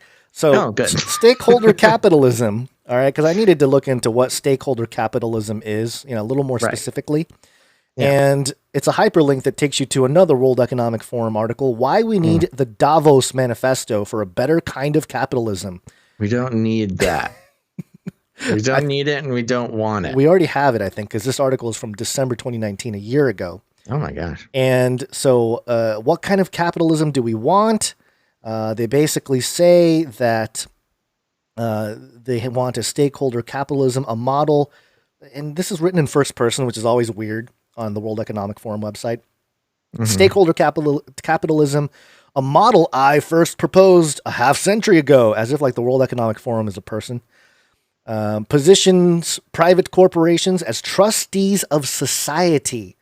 And is clearly private corporations as trustees of society. Oh, I just got a little sick. That just made me a little sick to my stomach. Yeah. And is clearly the best response to today's social and environmental challenges. Remember, this is before the coronavirus that this actual sentence or paragraph was written. That is the scariest thing I've ever heard. And then they bash shareholder capitalism, currently the dominant model, first gained ground in the U.S. in the 70s and expanded its influence globally. In the following decades, its rise was not without merit. During its heyday, hundreds of millions of people around the world prospered as profit-seeking companies unlocked new markets and created new jobs. But that wasn't the whole story. Advocates of shareholder capitalism, including Milton Friedman and the Chicago School, had neglected the fact that a publicly listed corporation is not just a profit-seeking entity, but also a social organism. Together with financial industry pressures to boost short-term results, a single-minded focus on profits caused shareholder capitalism to become increasingly disconnected from the real economy. All right, there's maybe something in there about, okay, yeah, you're always focused on the bottom line. That's kind of like the typical criticism people have for capitalism or corporatism. Many realize this form of capitalism is no longer sustainable. The question is, why have attitudes begun to change only now? And then they get into the Greta Thunberg effect. Only now. The Greta Thunberg effect. In effect now. How dare you? It's pretty good. Pretty good, Greta. Thanks. I've been working on it. But so the idea of stakeholder capitalism, and again, this article has a quote from Klaus Schwab. Again, this is December 2019. This is a year ago. Wow. So this is before everybody started bashing on Klaus. But I will say this is right when the elites were allegedly told about coronavirus starting. Yeah. And now it is. It's almost like they knew. We kind of skipped it, but there's actually, I have it right here. It's an NPR article talking about how, it's called Coronavirus was in the U.S. weeks earlier than previously known, and puts coronavirus in the U.S. sometime in December of 2019. So they were publishing this article as they knew the coronavirus was in the United States. Yeah, that makes sense. So the quote from Klaus Schwab is, quote, "The World Economic Forum is releasing a new Davos manifesto, which states that companies should pay their fair share of taxes, show zero tolerance for corruption, uphold human rights throughout their global supply chains, and advocate for a competitive level playing field." And the article continues, but to uphold the principles of stakeholder capitalism, companies will need new metrics. For starters, a new measure of, quote, shared value creation should include, quote, environmental, social, and governance, ESG goals as a complement to standard financial metrics. Fortunately, an initiative to develop a new standard along these lines is already underway with support from the Big Four accounting firms and led by the chairman of the International Business Council, Bank of America CEO, Brian Moynihan. And it kind of goes on here, but here's what's going to happen. And this is part of the Great Reset. And the reason why states like California are even in again, they're, locking everything down again and fears of locking down even. And we'll see what happens with the UK. I'll be interested to see first round of vaccines. And then 2 weeks later, we're going to lock down. It's not working. Lock down more. Yeah. What's happening? This is clearly, this is clear as day for anybody that's paying attention here. They're destroying the middle class, obviously. The mom and pop shops aren't able to work anymore because they're being basically shut down. And the big chains, the Costco's, the Walmarts, they're the only ones open, right? So why are we allowed to go to Costco and wait in lines like slaves, but we can't go down to our mom and pop shop because they want to destroy that middle class? But here's the other part. So they want everybody poor, but here's the other angle to this. They want to tax the big corporations, right? They want to tax them to death for the wealthy people that actually have assets. So that's why the whole Joe Biden, if you have more than $400,000, then you're going to pay 65% taxes, right? So it's almost like they are grabbing everybody from both ends. They're destroying the middle class, but also they're making everybody poor that way. And so the poor people are like, yeah, we need reform, and then that creates this justification to tax the wealthy. Not just the corporations, but the people that actually have assets, the wealthy people that have land and all this stuff. They'll be taxed to death, and then now the control mechanism is complete. They have it from both ends. Well, right, and to add a little, just to give it a little bit more of a spin on it too, as Stephen is pointing out, they're talking about if you make $400,000 a year or more, then you'll be taxed. But once they destroy the middle class, $400K kind of becomes the middle class. Right. If you destroy the middle class right now has a definition. I don't know exactly what it is, but I think it's somewhere between per family 75,000 to 250,000 a year is my guess. But if you destroy that class, that just moves the 400K people, that redefines the middle class, and then you're taxing them, so then you are taxing the middle class 65%. Right.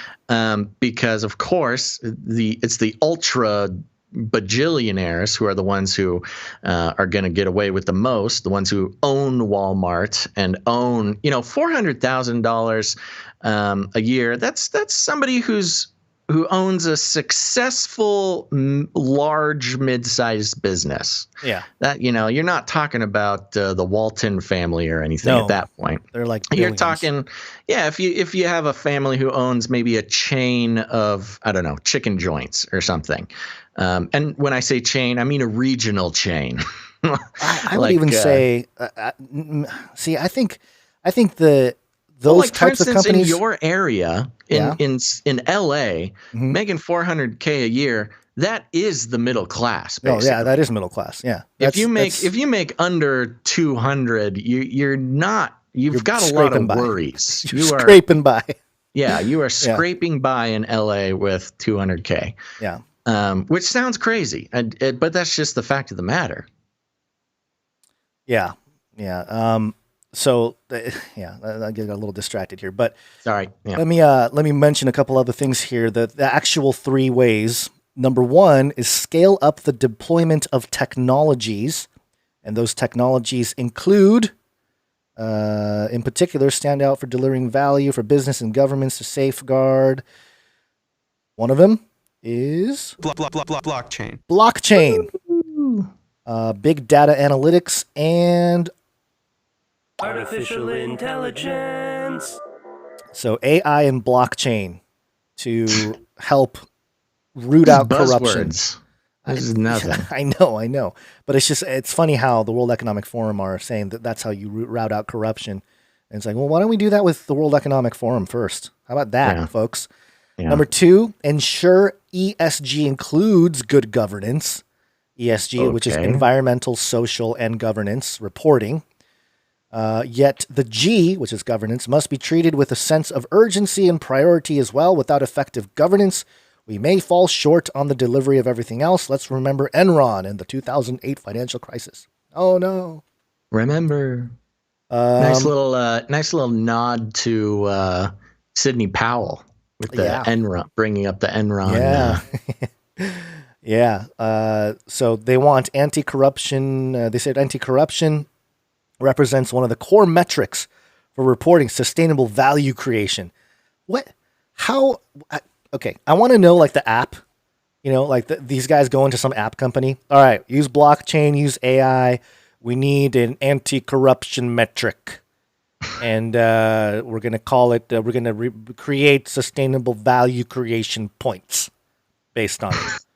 I mean, what are you talking about? Don't know what any of that means, but whatever you say. Sure. Yeah. And as you know, what gets measured gets done. What? Okay. We believe these metrics will be a key to achieving the SDGs. Investing more efforts on the G piece helps build a solid integrity culture, which is one of the foundations of fighting corruption. And then number 3, think systemically and work collectively. And it's just a bunch of jibber jabber. It's jibber jabber. It's just a bunch of jibber jabber buzzword nonsense to justify their complete takeover of the world. Yeah, I mean, it's just ridiculous. So anyway, that was the article, and just as a periphery to some of this, real briefly here, this is edxlive.com. There was a headline that said COVID-19 worsening gender-based violence, human trafficking for women, according to the United Nations, and they called it a shadow pandemic. That doesn't surprise me. It doesn't. I mean, it doesn't surprise me at all. It doesn't. And in fact, I think it's the fringy weird folks that could have told you that before all this nonsense happened. Exactly. It's called it, or tried to tell you kind of moment, because locking all this down is going to make all that stuff worse. And I like how the UN are calling it a shadow pandemic. We got the pandemic, but then we have the what was the other pandemic? The fake news pandemic. Yeah, the info pandemic. The info pandemic, disinfo pandemic, and then now we have the shadow pandemic, which is crazy. You must be crazy if you believe in Pizzagate. By the lockdowns, by the way. Yeah, it's the lockdowns that are giving the spike in a lot of the the unfortunate stats in domestic abuse and stuff like that. Right. And last quick headline update here as a peripheral. This is finextra.com. CCAF, that's the Cambridge Center for Alternative Finance, World Bank, World Economic Forum, study into COVID-19 impact on fintech, a sneak peek. And they go through the collaborative mission between all these organizations and how they're going to digitize everything. Everything's going digital. If I never hear the word fintech again, it'll be too soon. I really started hating that word. I'm going to write you a letter and call it. No, don't Love letter to fintech. Love letter to fintech. That would be a very funny open letter to write. Yeah, I think you should do it. You would write it from the perspective of a domestic abuse victim who's in a relationship with fintech. Yeah. For those who don't know, fintech is a dumb word that means financial technology. Yeah. Okay, great. Well, Anything else on that? Nope. Just I wish I had more good news, but I think part of this whole process here is to inform people about the reality of the situation we're in, and share some of these articles and point out some of the inconsistencies and the ridiculousness that they're peddling, because it's all published. Because they think they're getting away with it. Yeah, they do, but they're not. Yeah. Well, they might. Way. They might. Well, they might. They might, the way things are going. But, we're good. We're grounded. We have Jesus. We're good. But also, but also, we're taking a break. We're taking a break. It's break time. Come on, take a break. Okie dokie, folks. We're just going to take a quick break. I saw some people actually in the chat asking about support links, and we will teach you about that in just a second. But don't go anywhere, because after this break, where we're going to thank a few producers, in just a few minutes, we're going to be talking about the Trump New Age and his new potential moves in regard to the election fraud thing. And I'm going to be going on a beautiful rant about doublespeak and mind control and just the messiness that's going on in the world. And it might pertain to you. So stick around for after the break. We've also got an update on the beast system. You're going to want to hear it, folks. It's very important. But before that, we are going to thank some of our producers. That's right. Producers, you say? I say yay. Yes, indeed. Producers. You might notice that we do not read any ads on this podcast. We don't have any sponsors, no corporate sponsors at least. We are completely free from the shackles of corporate money, which a lot of podcasts can't say. I'm not going to name any names, but it is a viable way to finance, a podcast if you're trying to do it professionally.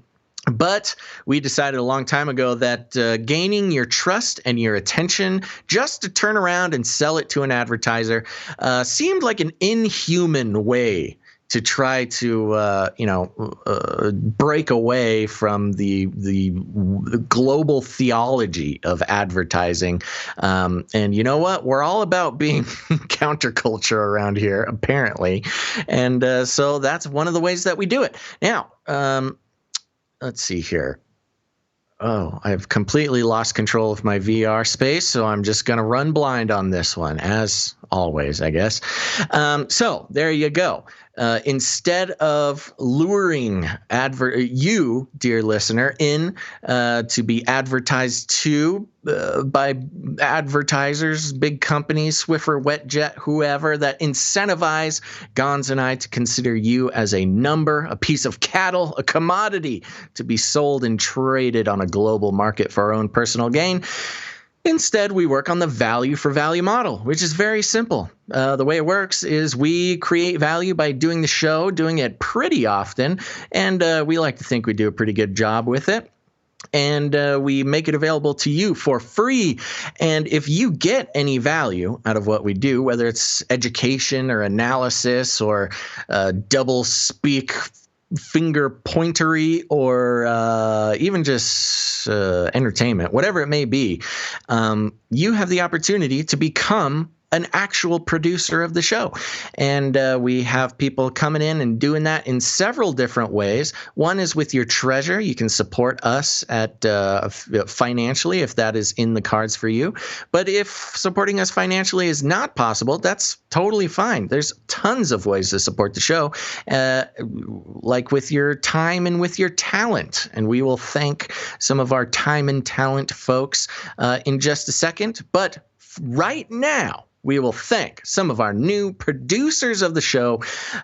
These are real credits. You can put this on your LinkedIn, put it on your resume, give them our email. We will vouch for you. And first of all, one of the easiest ways to become a producer of the show is to head over to patreon.com/CCNT for Canary Cry News Talk. That's patreon.com/CCNT. There's all sorts of fun levels you can join up with there. And we've got 2 new producers over there, which is very nice. Thank you very much. The first one, Gons, are you ready to thank these producers? Yeah, I was just looking up. It looks like our Facebook feed was shut down. Shut down. That's a very specific way to describe that. Yeah, because we're still connected to Periscope and Twitch and DLive and YouTube, but Facebook, for some reason, is not. They didn't connected. like us talking about the Libra rebrand, probably. Maybe, probably. Yeah. I haven't looked up in a while, but yeah, seems like maybe that triggered them. So. Oh, yeah, look at that. It looks like, it looks like it shut down pretty quick, actually. Okay. Okay, so first of all, Gons, are you ready to thank the producer? Yes. Come on. Okay. If I can get control to get to my list. First of all, I want to thank our new producer, Serial King. Lovely. Thank you very much, producer Crunchy. Serial King. He's not Captain Crunch, Serial King. Next, we have an upgrading producer. That's producer Charlie. And she updated to $33. That's right. She's joined the 33 Brigade. That's what I'm calling, instead of us having to say 33 Club and then backpedal every time, I'm just calling it the 33 Brigade. Nice. Nice. Okay, and that's all of our new producers for the Patreon, patreon.com/CCNT. Now, that's not the only place that you can support us with your finances. A lot of people don't like Patreon. There's a lot of reasons not to like Patreon. That's okay. That's why we have canarycryradio.com/support. canarycryradio.com/support. That's right. canarycryradio.com/support is another great way to support the show. You've got PayPal options. You can come in with a monthly producership, or if commitment is not your thing, you can come in with a one-time producership in any amount. There's also cryptocurrency. You can read about the Canary Cry roundtable of knights and dames over there. A lot of great information just regarding our philosophy around producing the show as well. So go to canarycryradio.com/support. And Gons, did anybody come in on the PayPal? I think we had one. We had some recurring. So thank you for all the recurring producers. Thank you. We only had one new producer that I could see, and it was Jonathan W. Ah, thank you very much, producer Jonathan W. Yep. Okay, well, that makes the break short. Yep. I'm sure there's lots of people happy about that. Sure. So thank you to all of our producers. We truly cannot do it without you. And thank you to our monthly recurring producers laying down a stable bed to, help us get through the month. And yeah, I'm not surprised that the producership segment is a little bit shorter. We have had some consistency issues lately. So I take a little bit of consolation in that. But yeah. But now is a great time if you've been thinking about helping produce the show, or you just enjoy the show and haven't become a producer yet, or you want to produce another episode, please consider heading over to canarycryradio.com/support. We're moving into the holiday season, so we understand that times can be tight. Don't worry. Don't feel guilty if you can't. But if you got a couple bucks, really anything helps. And it's one of those things. You set your own value on the show. It's one of those systems where with a show that includes advertising. Oh, you know what? Hold on 1 second.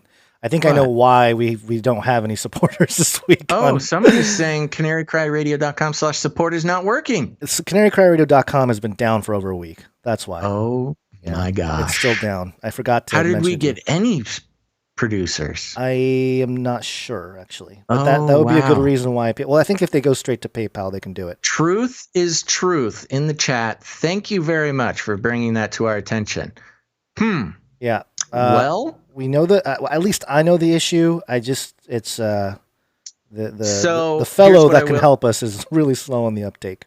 Yeah. Well, here's what I will say. If you have PayPal, you can just do it directly through PayPal. I believe our PayPal address thing. Oh, on the screen right now, there is a QR code. Yeah. Aim your smartphone camera at that QR code, and press the little link, and it'll take you to support us. I hope. Also, if you just have PayPal and you want to figure it out yourself, our email is canarycryradio@gmail.com. That's the associated email. Am I correct? Yeah. Wow. Okay. We got to get that working.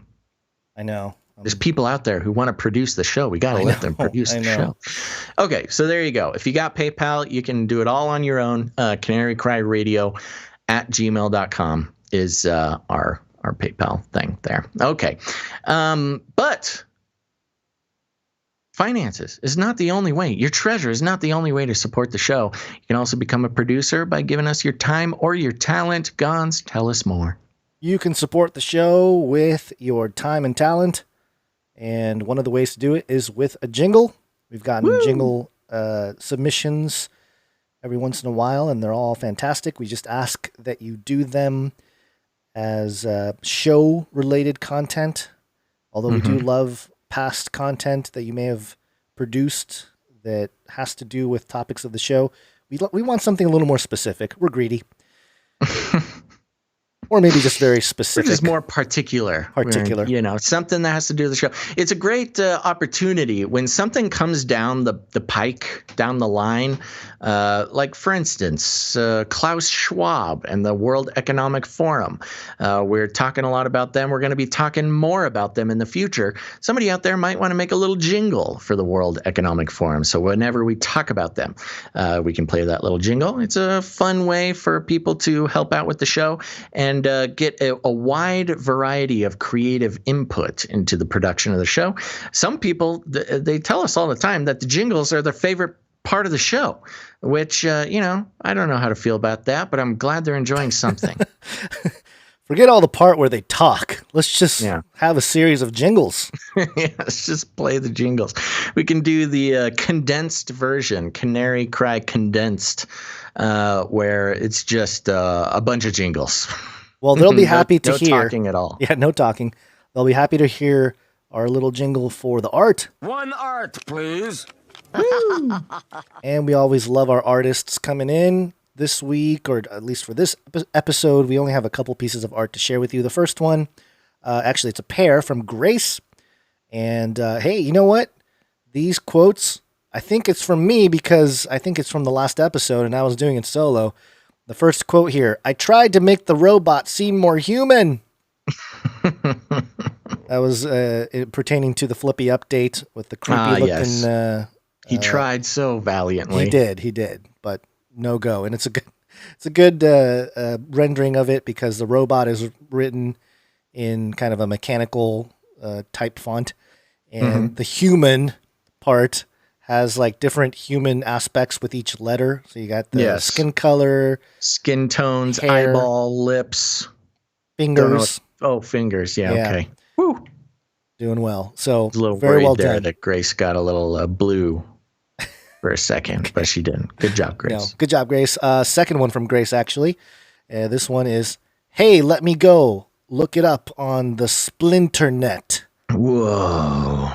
And that's a real thing, by the way, Basil. I don't know if you realize that, but the Splinternet is a thing happening with the world. The internet that's the splitting of the internet, right? Between nations and corporations. Yep. So very good. Good. Downfall.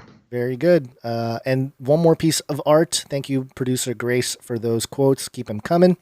And of course, producer Allie. This one is for you, Basil. She made Monty Ford tryouts.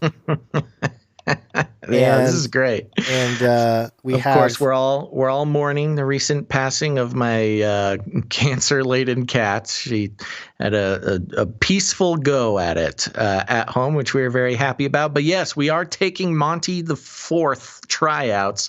And Allie, great job here. Looks like we've got a couple of contestants. On the left, we have Jerboa, which is like one of those little kangaroo mice, I think. Yeah, is what I'm looking at. Yeah, okay, this is cute. I could get it. I could cuddle that. Next, we've got a tufted deer. I think I've seen one of these in a zoo. If I remember correctly, they're kind of like these weird, tiny little dog deer. I don't know. I don't know how I feel about cleaning up deer poop. I don't know if I could convince it. And on the right, we have an armadillo. An armadillo, which I think is pretty. I'm pretty fascinated by the idea of having an armadillo. There's a couple of issues. Well, first of all, I will say armadillo for a long time. I mean, when I had a favorite animal, it was an armadillo. I just thought they were so cool. So I'd be into that. I'm pretty sure you can get leprosy from armadillos. I'll have to fact check that though. I just pulled up the jerboa and some pictures of it, and wow, that thing, it's cute in a creepy kind of way. I mean, they're cute, but they're I don't know how to feel about monkey like Justin Bieber. Oh yeah. There you go. A monkey for about 4 months, I think. But anyways, Allie, great job. I really appreciate your ability to switch from doing perfect renditions of Joe Biden and Obama into really doing a beautiful job drawing a jerboa, a tufted deer, and an armadillo. I'll keep everybody posted on which one of those 3 contestants get to live in my house rent-free. Fantastic. Great job, producer Allie. Keep him coming. Thank you very much. And that's it for, the timestamps. I needed to thank Jade Bouncerson once again. I think she was the one that did the timestamps in the last. Jade Bouncerson. Yeah. I have not heard of this producer before. Is she new? I think. Or he? I don't know. I think it is somebody that we know. Okay. Yeah. Well, thank you, somebody that we know. Yeah. Very much for giving us the timestamps. This helps people kind of jump around the episode. You know, if they're new to the show, they want to go directly to a certain subject or topic matter, then they can do that without listening to all the jibber jabber. I know a lot of people love jumping around. So there you go. And a very important part of the Canary Cry ecosystem there, making the show better, making the community better. So thank you to all of our producers, whether it's with your treasure, your time, or your talent. We appreciate it very much. And we could not do what we do if it weren't for our producers. Remember, I guess our support page is down right now, but we have patreon.com/CCNT, as well as if you got PayPal, our PayPal email address is just canarycryradio@gmail.com. Yep. And make sure you check out canarycrymerchperch.com and get yourself some swag. Yeah. I saw a question. Do we know when Merch Perch stuff is shipping? We do not know that. Yeah, we don't. It's out of our control.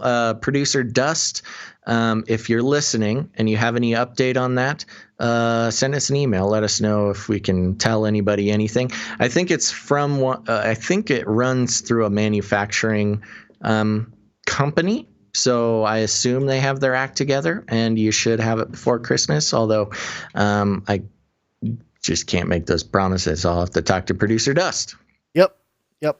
Keep that in mind. So yeah, head over to canarycrymerchperch.com to get your Canary Cry merchandise. It is a family-run operation. A producer of the show runs it.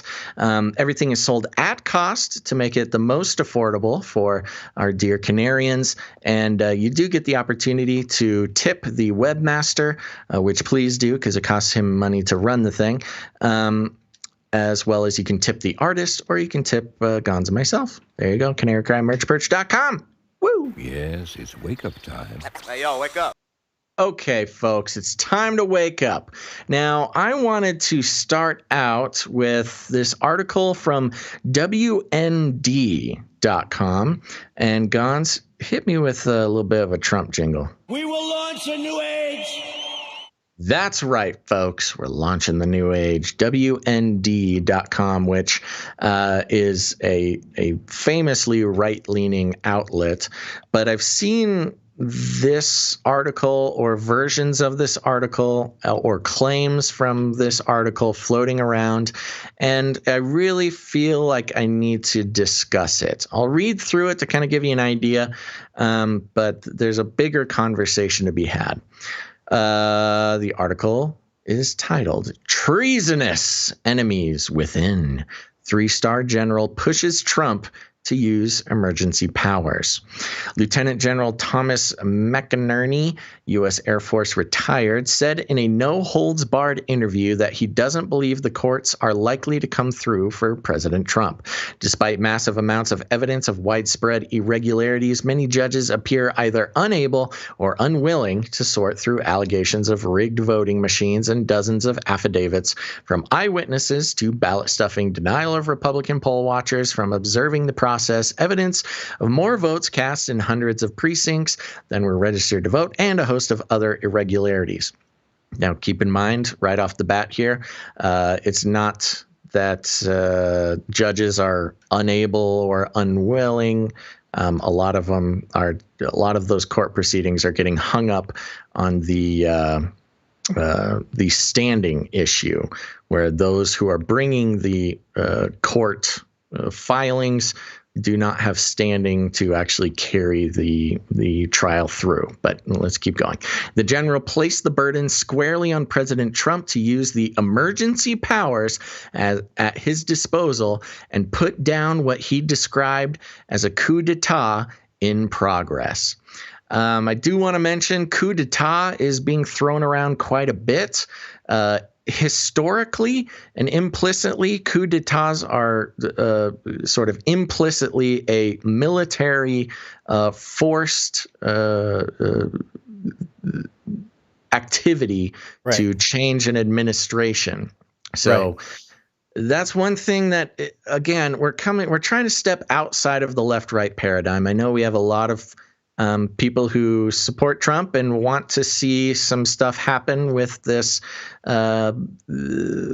chicanery, but calling it a coup d'etat is just vulgar. It just isn't a coup d'etat. Yeah. To have a coup d'etat, you need the military involved. It needs to be forced. This is more trickery, if indeed the facts about the election or the allegations about the election fraud are true.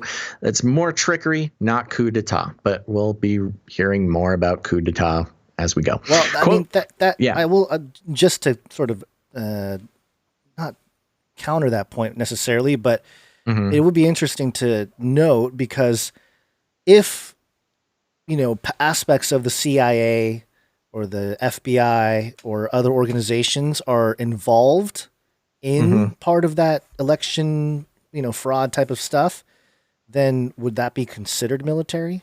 The military-industrial complex? I mean, you can call it a lot of things. And what's going on with this coup d'etat thing is it's an easy reference phrase to use because a lot of people, there's just not another word for what may be happening.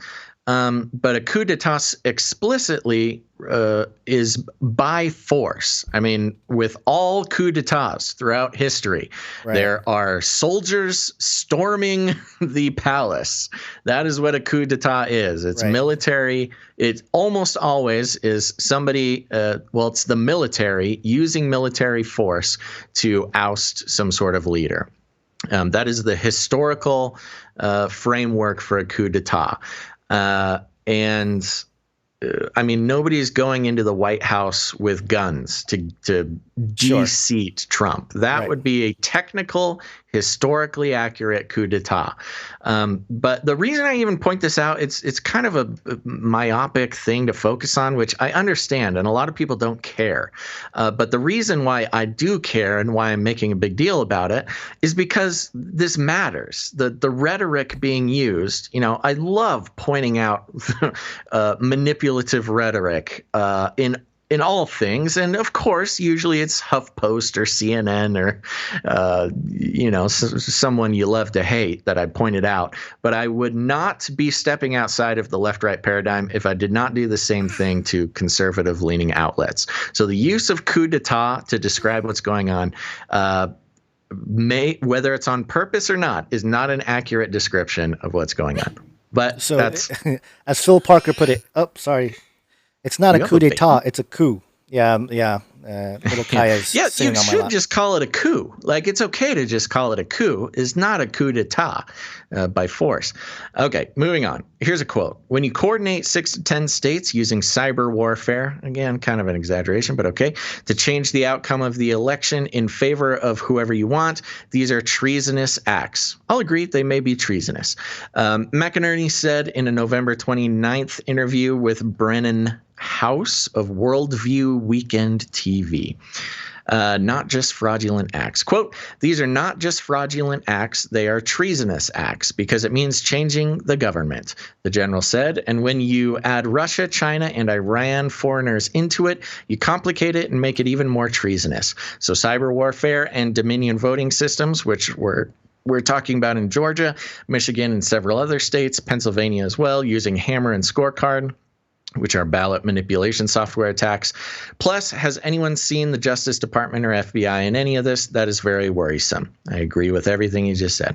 McInerney is not just any retired general making these claims. He's highly decorated, having flown 400 combat missions over Vietnam. He was in charge of NORAD for Alaska and had, NORAD, and had top security clearance with responsibility for the U.S. nuclear arsenal. He spent 16 years as a military analyst with Fox News. Quote, he is not only a patriot, he is a historian, and he understands the massive threat now faced by America, House said. McInerney said the fraud seen on Election Day could easily be repeated in Georgia to steal the 2 U.S. Senate seats up for election there on January 5th, giving Democrats full control of the government. McInerney said that after listening to President Trump talk with Fox News' Maria Bartiromo on Sunday morning, he was concerned that the president sounded kind of down. That is concerning as well. That worries me. When Trump is not all amped up and he seems worried, that worries me because I have yet to see anything get that guy down.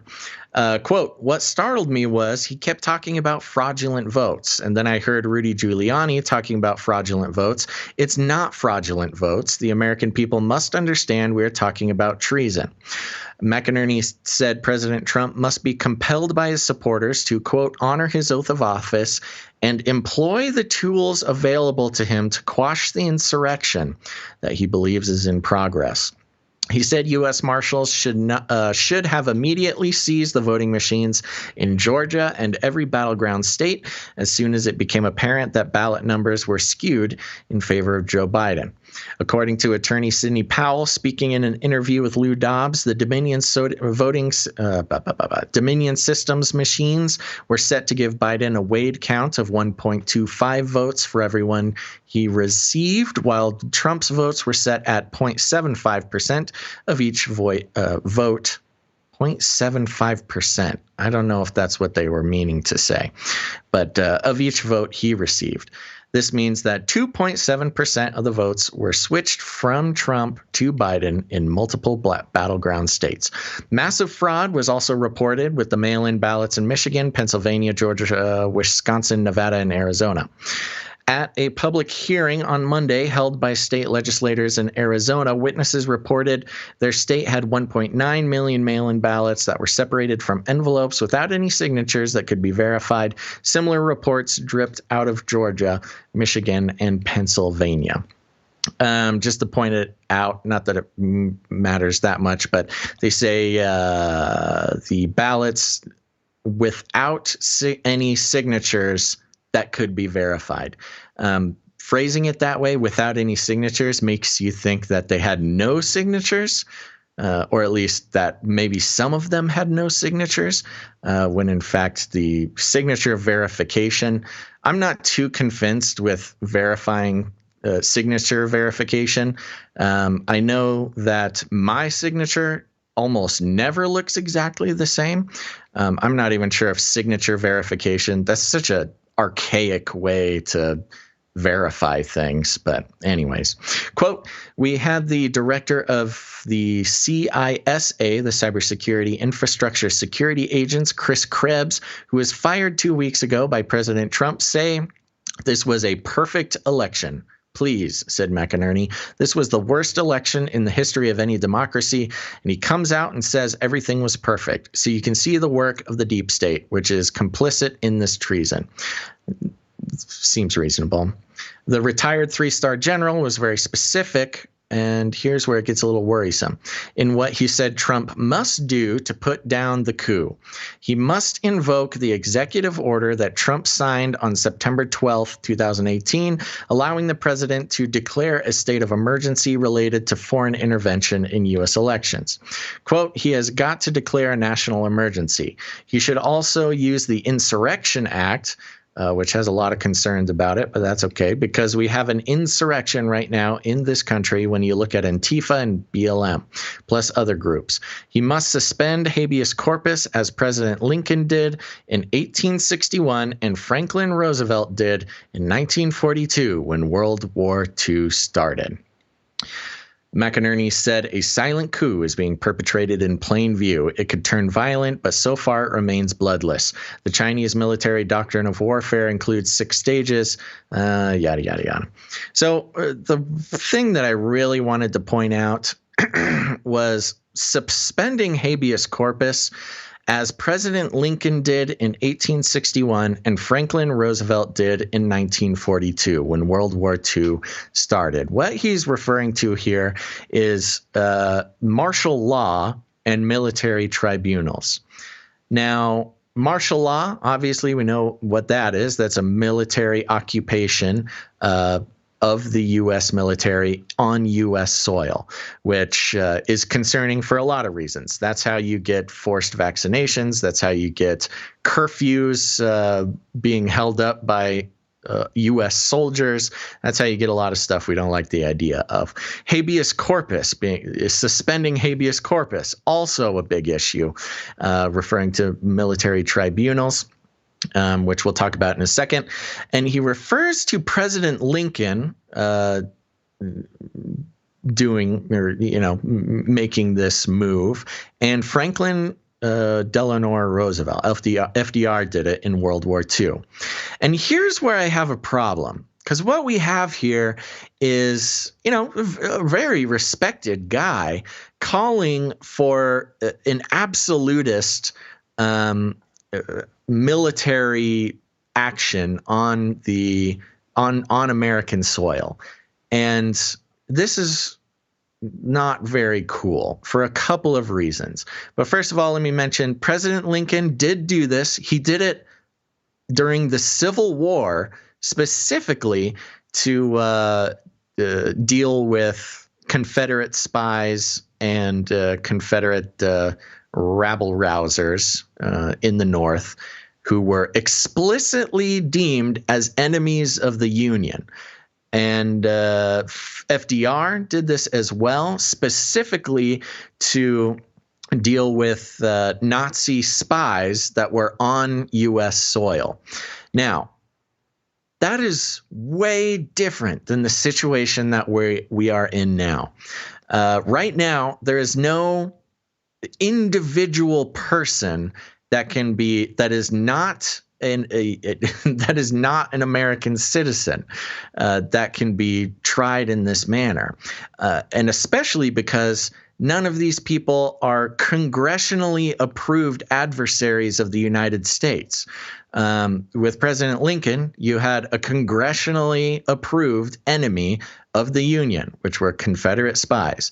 And in FDR's case, you had congressionally approved enemies of the United States, Nazi spies, who, it makes sense to sort of suspend the rules when you are in an actual war with lives on the line and, American troops whose lives are at stake because of an acting foreign entity. The problem we have right now is there is no official enemy in this case. And this is really worrying. And I get it if you're a Trump supporter and you're frustrated by all the shenanigans going on. We're all frustrated. I'm very frustrated as well.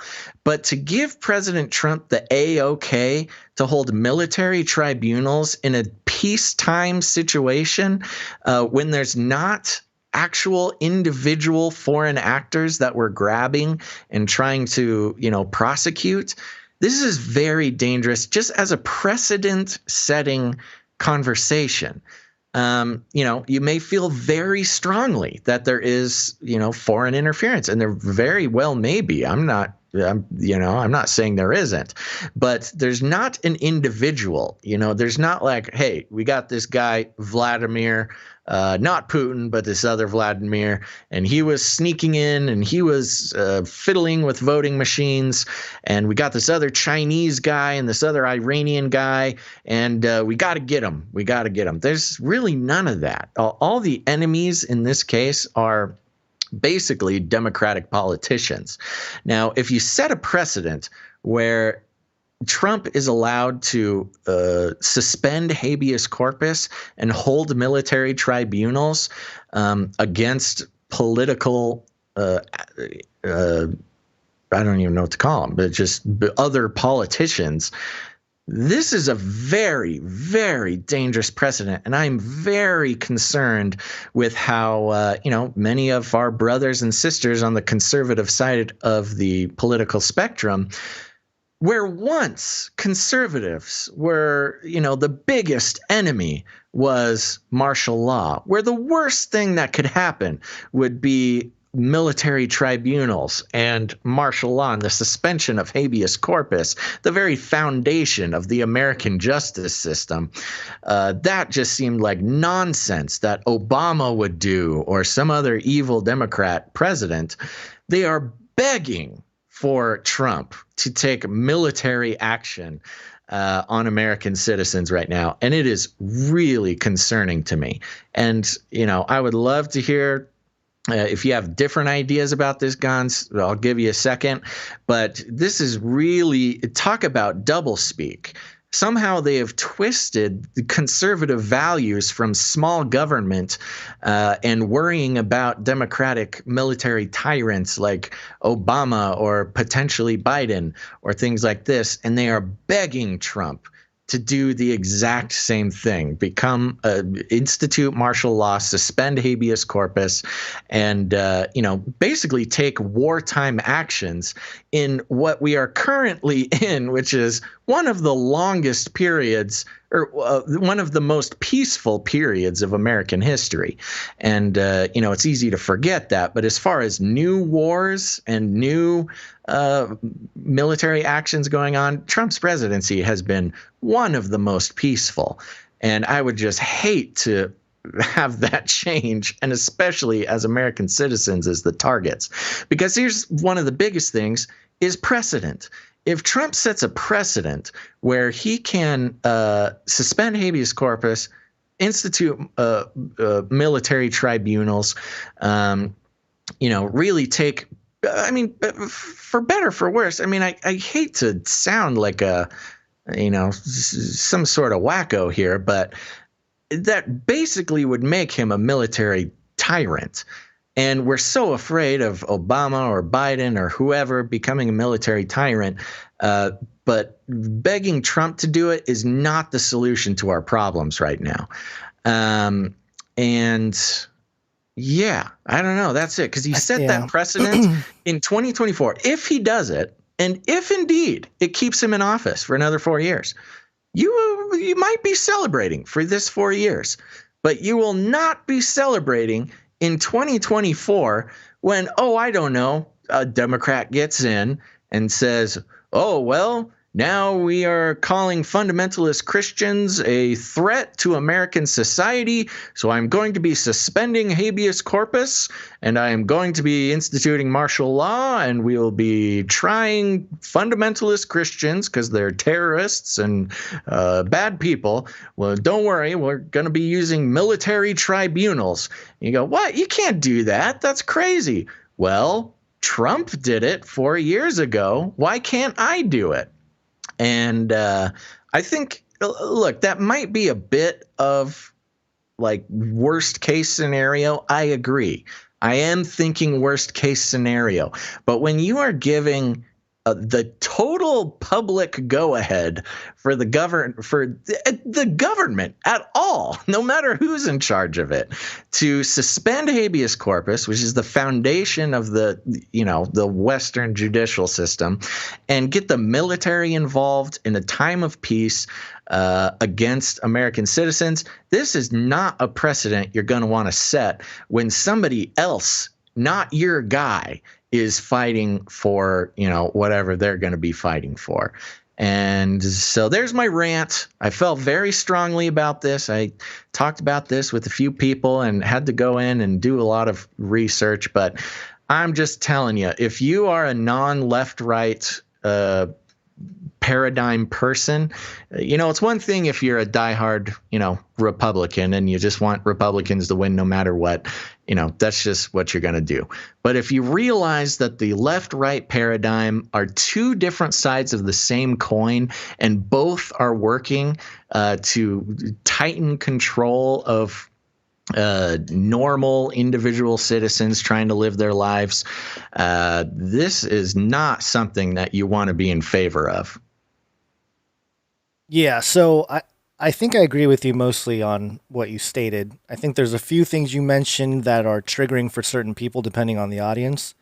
Sure. But for the most part, I tend to agree with you. I think what we have to understand that we're in this time right now where the advent of technology, the advent of the internet, it has created a climate or an atmosphere where definitions of words don't mean the same thing anymore, because a lot of it is a semantics issue.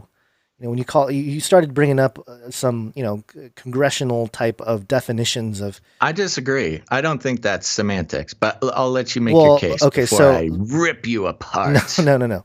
So, okay. So what I'm trying to say is that this 3-star general, number one, we don't know all the information that they see, right? So totally. We are only given what we are given through media outlets, which are by the day more polarized one way or the other.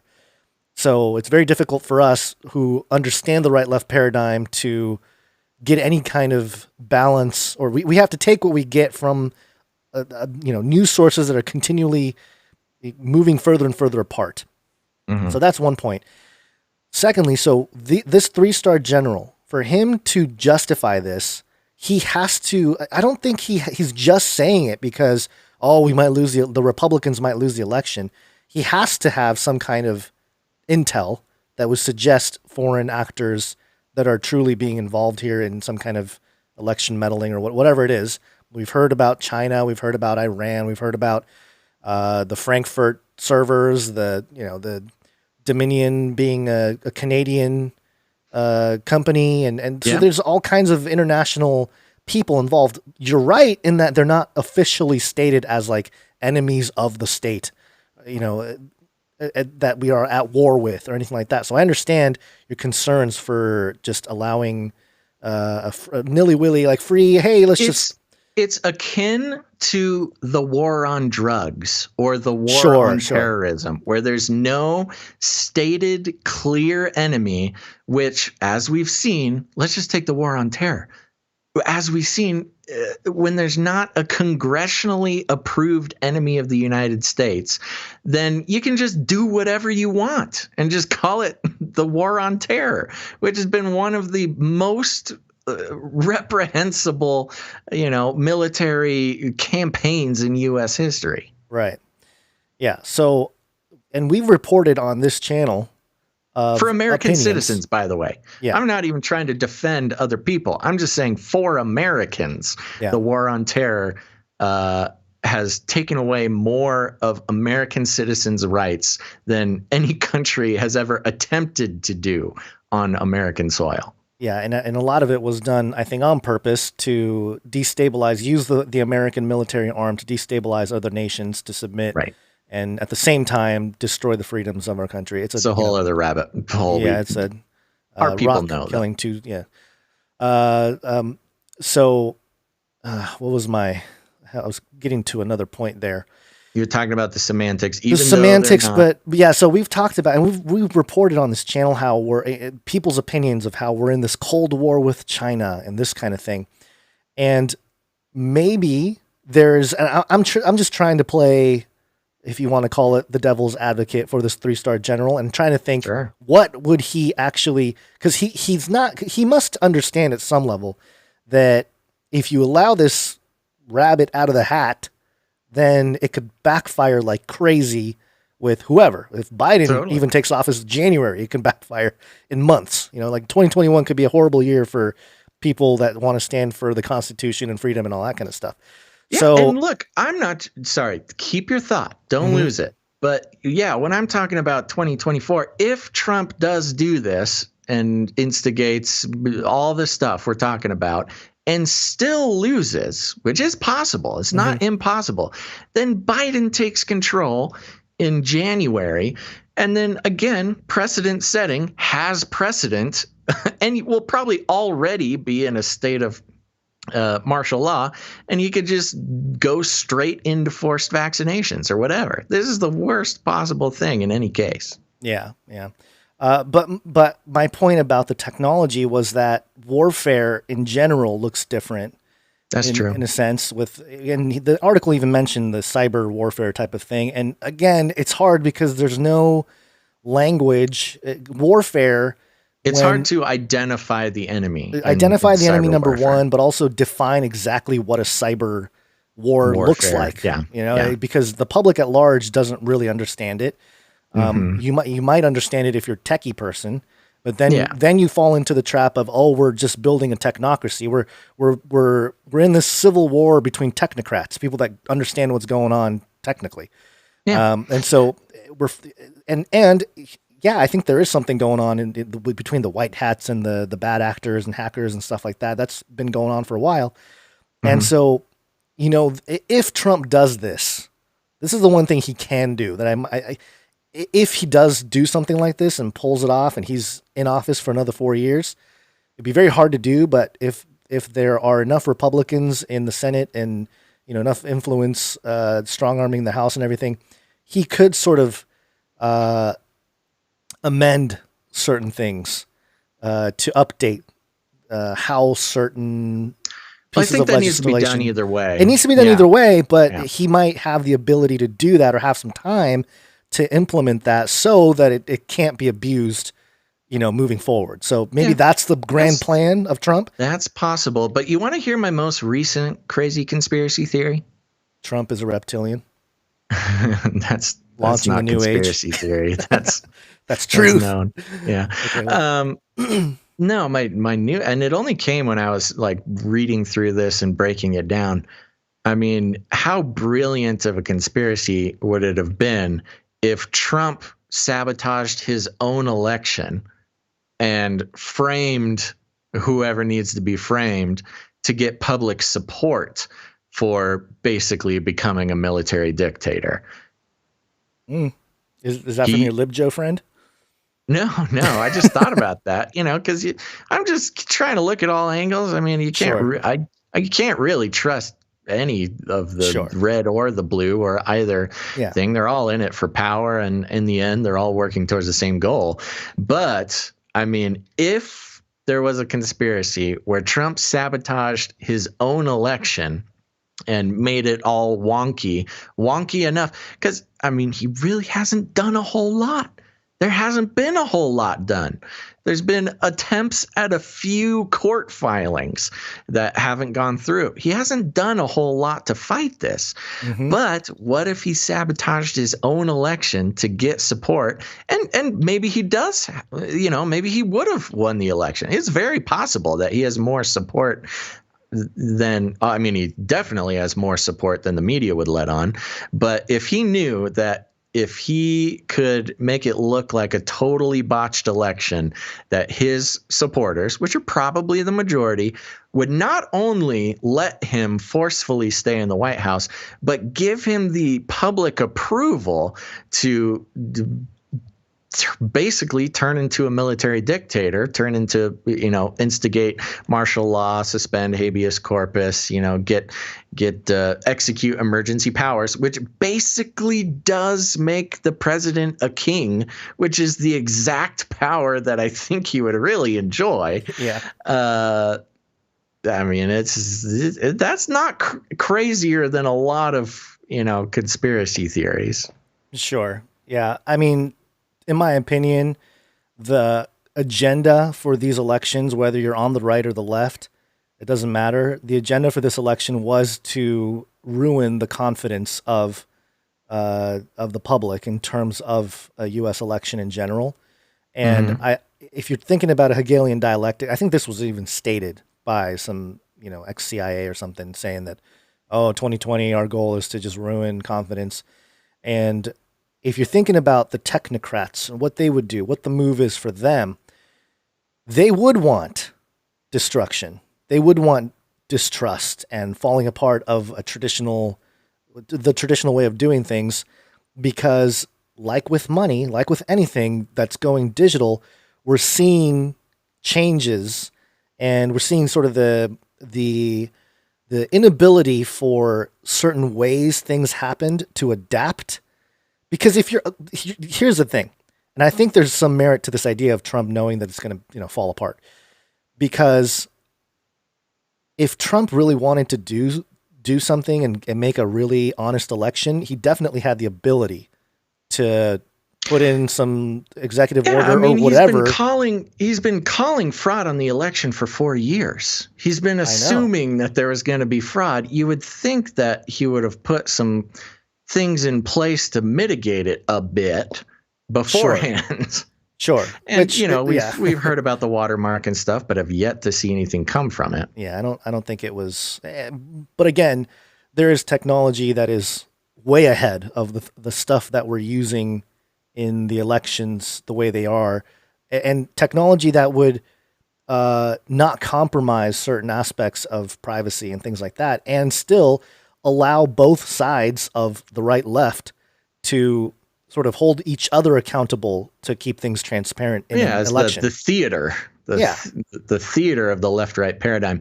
It would make more sense. My Trump conspiracy would make more sense regarding Biden being the nominee for the Democrats. I mean, it makes no sense. He's the least presidential guy we've ever seen. Well, we know that. And it looks really like Kamala. a wackadoodle choice for the Democrats. So it would make more sense him being chosen if it was all, some big. And again, we know that the president is just a puppet, basically, for forces that are bigger than we could probably comprehend. But yeah, anyways, so there you go. I just really want people not to get too worked up and get too excited about martial law. That point, I will say, has been one of the most interesting things about the Trump presidency. Is the turnaround of people, the switcheroo, that were so against the New World Order and saying that, hey, there's going to be a military takeover of the United States. All those people seem to have been like, oh, but it's okay if Trump does it because he's fighting for us. And that switcheroo has been very fascinating to watch. So I'll agree with you 100% on that front, because it really was. It was a big red flag for me. Yeah, I mean, obviously, it's. Anytime that kind of rhetoric becomes ideological 180. Yeah. Anytime it flips like that, you got to question, like, wait a minute, what's the true agenda here? And, part of the problem also is that most people that are for the Trump martial law type of situation, in the public anyway, are likely not those who have been studying the New World Order. Likely not looking, and probably woke up to some realities of stuff in the last 4 years, because of the whole, Pizzagate and QAnon, whatever their path was to learning about some of the corruption and the darkness and the Satanism and all that. Yeah, sure. But it doesn't justify some of the moves that you would make, especially in America, because it is a limited term. You know, it would make sense if he's like, oh, he's gonna reign forever, like MAGA forever, and like Alex Jones said, we're gonna have statues of Trump on Mars. He's gonna rule till he's 180 or whatever.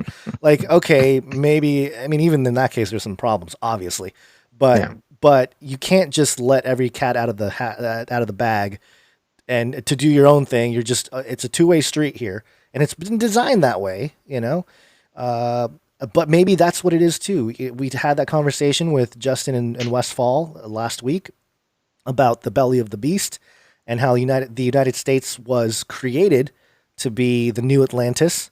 And now that the aspects of the new Atlantis have gone worldwide, it's time to sort of rein it in. We've allowed the quote unquote freedom to take shape and to allow the development of this technocratic society.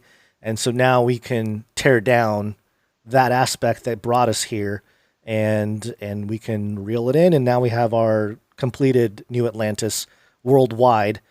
And part of the thing, I was thinking about this, not to change the subject entirely, but sort of shifting away from, do you have any other points regarding this? Real quick. I just want to end it on, and you got to remember that in the end, God is in charge of the whole thing. Yeah. He appoints the leaders, whether we like it or not. And in biblical times, he appointed psychopathic, murderous kings and other weirdos, and he appointed good guys and bad guys, and it's a lot of, you just got to remember there are purposes going on that we couldn't possibly predict. And so, if you're looking for a little bit of peace about it, there's a lot of stories in the Bible where God put in a guy in leadership.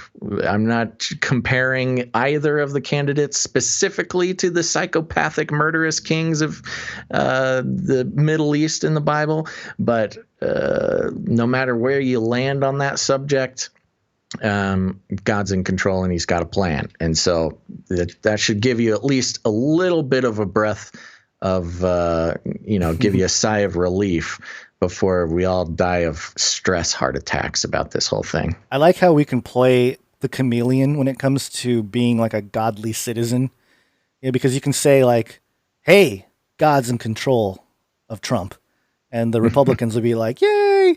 And then you can say, hey, God is in control of Biden, and all the liberals will be like, that's right, this is a godly pick. Yes, well, that's the beautiful thing. That's the beautiful thing about admitting that God's in control no matter what. There's not much you can argue about it. Yeah. The point I was going to mention in context to this is in context to you're mentioning the election, the story, and all this, but I was thinking about this with the virus, COVID-19 virus, and I was trying to do some research and figure out if there are any nations or any corner of the world that, as we know it or as we have understood it, that doesn't know about the coronavirus or the quote unquote pandemic. Mm-hmm. And there were some stories that came out of like some pretty small nations that came to an airport in Germany or something, and they were told about it. And they were like, oh, we had no idea that there was a pandemic going on. People that probably just, don't read the news every day or whatever. Sure. But it made me think that this pandemic, if you want to call it that, is worldwide, right? Everybody in the world presumably knows about it. 7.5 billion people, or most of them anyway, are aware of it, at least in theory, right? Mm-hmm. Okay. And I was thinking about Matthew 24:14. Because it's a passage that said that the gospel of the kingdom will be proclaimed throughout the whole world as a testimony to all nations, and then the end will come. And I thought, wow, isn't it interesting how the reality of the coronavirus, whether it's obviously there is some kind of virus, but it's not as deadly as people are making it out to be. But everybody knows about it. We had a whole lockdown to pretty much every nation, some kind of order by the government to put on masks and all this kind of stuff. I found it fascinating that the idea of a pandemic perpetrated by whoever. It doesn't even matter. Every government reacted. This happened at a time when communications across the world are instantaneous, and it probably would have been different. Like, I'm wondering during the whole Black Plague and all the other plagues and stuff we had in the past. Yeah, I mean, even like 70 years ago. That's what I'm saying. People on the other side of the world probably had no idea that there was like a raging pandemic going on in the United States, whatever. No idea. So it's very interesting to think that in this time we have this communication system all around the world. Everybody's involved in it. They know about it. And if they're able to communicate the threat of some kind of virus all around the world and shut it all down, are we nearing a time, or have we even passed a moment in time when the gospel has been at least reached to every corner? I mean, maybe there's some tribes still in Sub-Saharan Africa, island or some island out there. Sure, that missionary got shot with a bow and arrow. I don't mean to laugh, but it was. It didn't work out very well. I don't know if they know about the virus or not.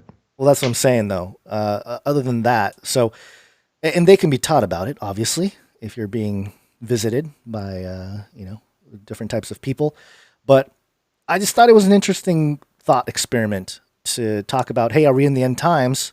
Well, go to Matthew 24:14, ask yourself if the gospel has been preached around the whole world, and pretty close. I would say the method. Yeah, okay. I see what you're saying. Yeah. If the news of the coronavirus reached every corner of the earth, then there's a good chance that the news of Jesus Christ has reached every corner either of the earth. Either has, or we have the capability to do it now. Right. And that would imply that we're very close to all kinds of eschatological things to unfold. And just to finish that thought up with the story here, and then we'll wrap up the episode because we're going pretty long here. Yeah, so we had a lot to make up for. Sure. This is a quick story regarding the Beast system, and here's the jingle. Speaking of the Beast system, Beast system. This is Nikkei, or Asia.Nikkei.com. Asian countries build data fortresses to protect new national assets. Very interesting thing here. And this is why I was bringing up the technological angle and the reform and all that kind of stuff that needs to take place, even with the American, the Constitution. Maybe not. I don't know. It's going to be difficult because you want to keep some of the implied aspects of quote unquote freedom that the United States stands for. But at the same time, the application has to be, you got to be very careful how you amend certain aspects of that. But the article states, as companies place greater and greater value on big data as an essential part of their operations, nations are beginning to look at the information, which runs from home addresses to consumer behavior, as a new national resource. Yeah. With this rise, countries That's what I've been saying. I know. With this rise, countries are starting to build their own bastions through legislation to hoard the asset. But tech companies argue these types of data fortresses will stifle innovation. Asian countries have been some of the most active in this movement. Of the 8 countries requiring to localize the storage of data collection with their borders, 5 are in the region. The latest battleground is in India. Quote, we are concerned that some provisions in the bill would hamper the country's economic growth, constrain the ability of companies' operations in the market to innovate. A group of the 30 companies, including such big names as Microsoft and Siemens, said in a September letter addressing a set of data regulations being considered by Parliament. And there's a little chart here. Or you know what I love about this? Mm-hmm. So this is a map from the European Center for International Political Economy. Mm-hmm. And do you notice anything weird about this map? Yeah. The United States is on the right side of the map. Yes, it's a map from Europe. So they put Europe on the far western edge because in Europe is the West. Yeah. And the whole the continents of North and South America are all the way to the east, which is really strange. I've never seen a map laid out like this before. Yeah. And it shows the Asian nations and Russia and that whole big body of land. They have introduced regulations requiring domestic storage of data. And then there are very little who are preparing to introduce regulations. It's really not that much going on there. And then the limit the transfer abroad of personal data and other information, the United States, Europe, Australia, parts of South America. And let me just go on a little bit more and then we'll wrap it up. The framework would require businesses to store data on servers within the country while heavily restricting cross-border transfers. The rules would cover not only personal information, but also industrial data, leaving businesses alarmed at the prospect of being unable to use their own data freely. And it goes on here. I love this. Can you play the called it? Do you have that ready? Because this is making me feel good. For those longtime listeners, you've heard my rants about how big data is now, being considered a national commodity like oil or corn or whatever.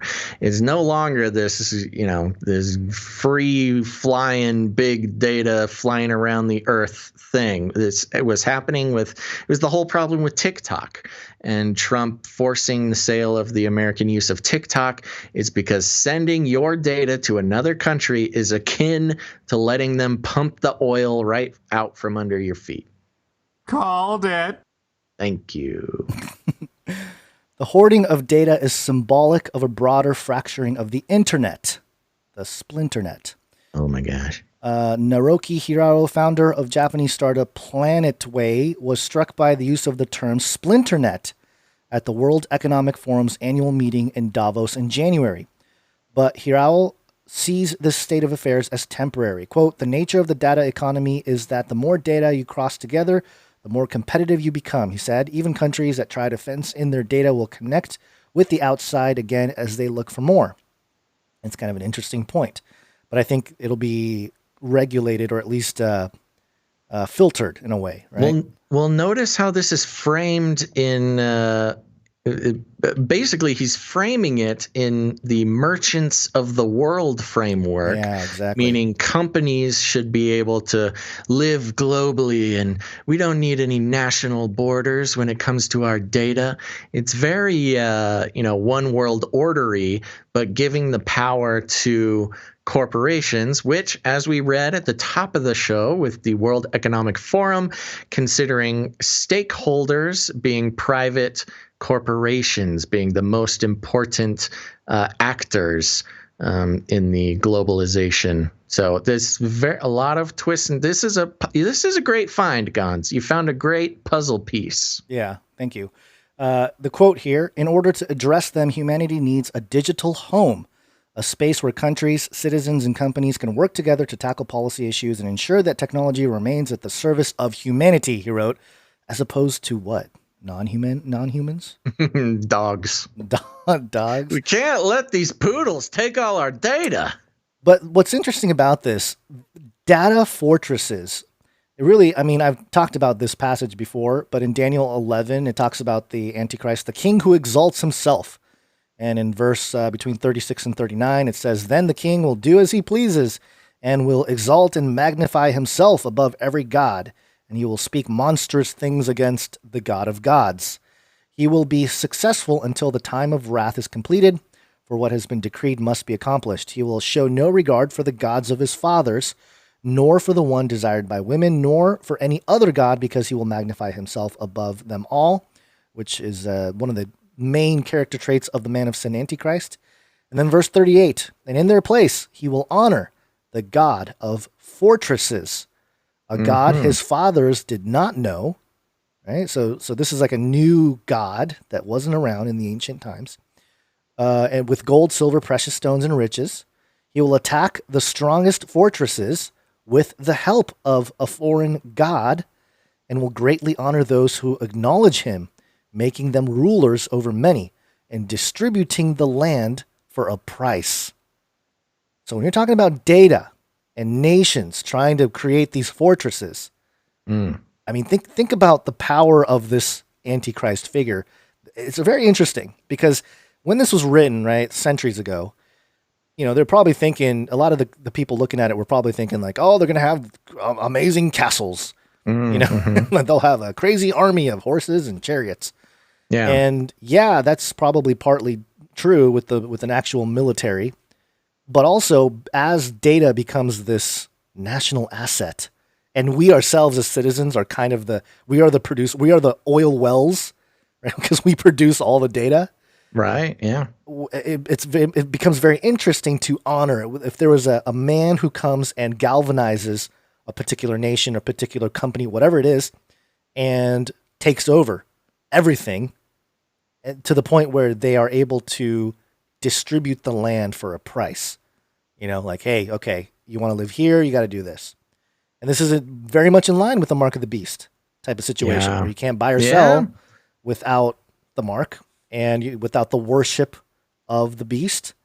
So I just thought it was very interesting. And I thought the move for Asian countries to build data fortresses to protect new national assets, it just hits me in a very, I don't know what the word is. I don't know. I don't want to misapply the Bible. That's not what I'm trying to do. But when I read passages like that about the man of sin, which is as I understand it, a yet future event, and then I read, news headlines like this, it just makes me think like, wow, man, we are really building we are going into some very uncharted territory when it comes to warfare, when it comes to how military operates, how people operate, how people worship, what it means to worship, all that kind of stuff. Pretty prophetic is all I'll say. I think you nailed it, man. Wow, what a great couple of rants after the break here. Yeah, we need maybe the second half of the show will just turn into rant hour. Rantville. Yeah, that was pretty good. Okay, well, I got nothing to add. That was great. Cool.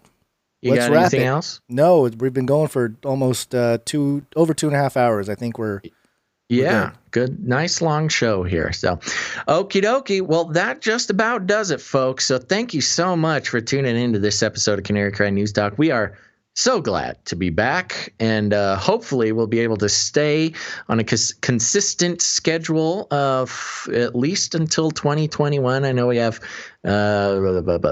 Christmas to deal with, stuff like that, but we're going to be doing our best. I'm not going to be traveling to California anytime soon, so I should be staying put like I always should have been. And remember, folks, we are back in action. Our canarycryradio.com/support is dead. It's dead right now. So if you'd like to become a producer of the show, we got another show coming on Friday, December 4th. 2 days, folks. Friday, December 4th will be our next show sometime between noon and 3 p.m. Pacific Standard Time. And we would just love it if somebody out there wanted to become a producer of that show. It's kind of nice when you have less producers.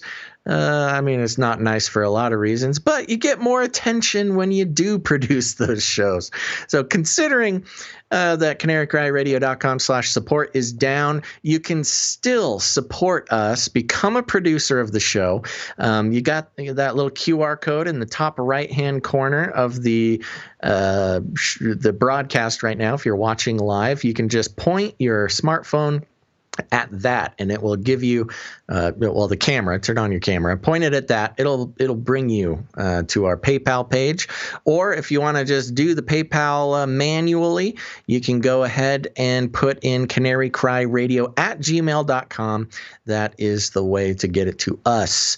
There's also patreon.com/CCNT to become a supporter there. We love you, producers, and thank you again to our monthly sustaining producers. You get all producers. It's the only way we're able to keep doing the show. And if you're a creative person, we get it. If treasure is not the way for you to support the show, that is totally fine. You can create art or create jingles or songs. That's right. People write whole songs for the show. Make sure to stick around for the Canary Cry mixtape at the end of the show. There's always some sort of dance party going on after the show there. But if you're a creative person, want to create art, make sure it's relevant to the show, or jingles or music. In all cases, you can send that to canarycryradio@gmail.com, and we will put it on the show for Friday. So thank you very much again to all of today's producers. That is producer Serial King, producer Charlie, producer Jonathan W., and of course our wonderful artists, Allie and Grace. And who's doing the timestamps, or who did the timestamps? Jade something?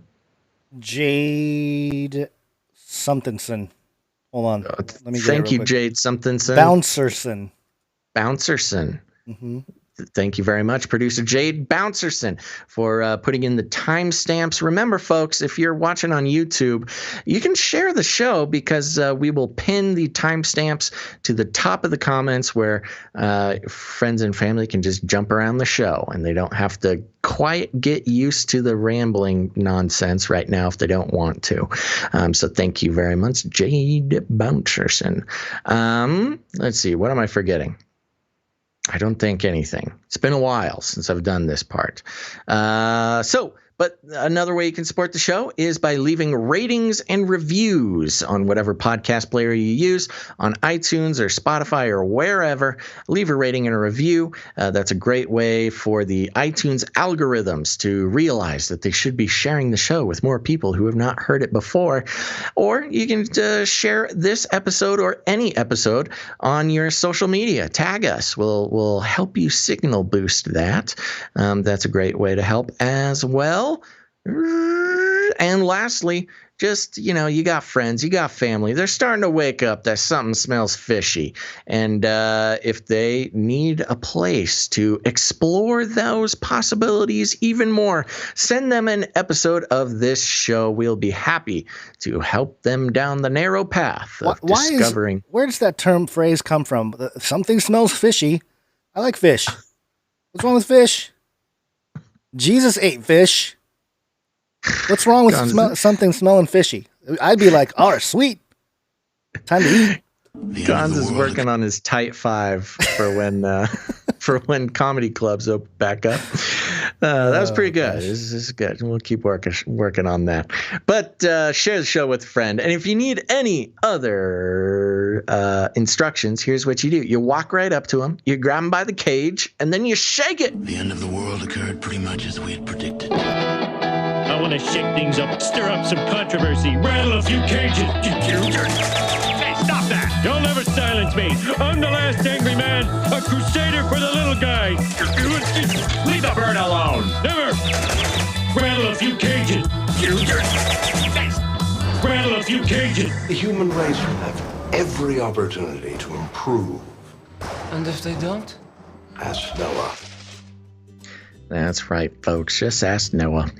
All right, everybody. Gonz, we have somebody asking for the mailing address in the chat. Is that something you want to put in the chat? I'll throw it in the chat. Okay, sounds good. So there you go. You can also send us snail mail at this address that is going on in the chat right now. Oh, yeah. Anywho, thanks everybody for listening to this episode of Canary Cry News Talk. Remember, we will be back on Friday, December 4th. So make sure to tune in then. But until then, think outside the cage.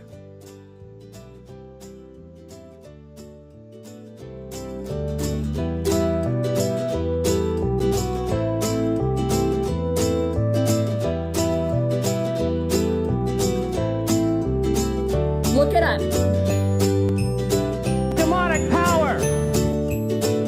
Science is truth. You can't handle the truth! Sinful generation!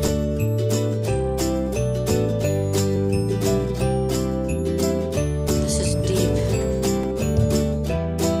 Stop this progress before it is too late!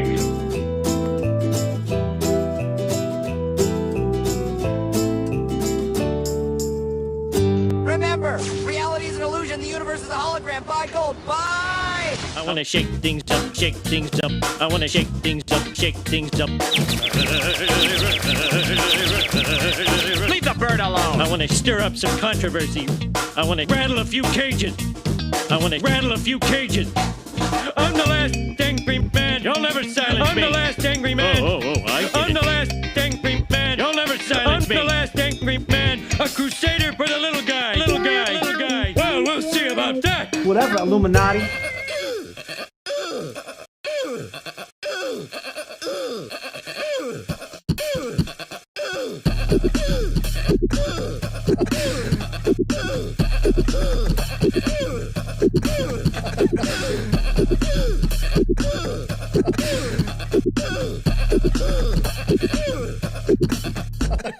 Fun fact, I believe it was another fun fact. Fun fact. Another fun fact. Brings me back to my Screamo days.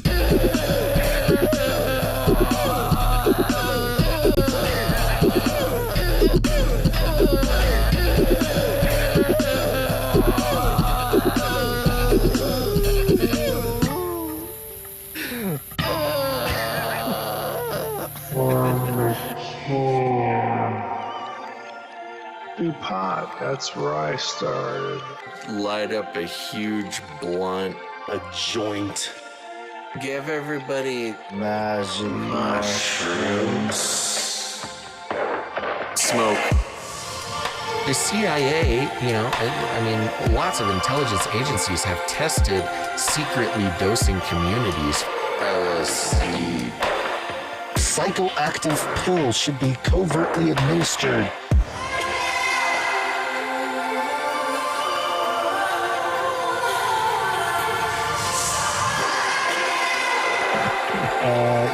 Just put me on some, I don't know. Give you a shot in the butt. Fluoride. Oxytocin. Get a chemical hug. I did dabble, some of that robot crack. I know what it's like. It's a lethal recipe for disaster. You need help. If you're a pharmacist, you need to repent. All right, weird.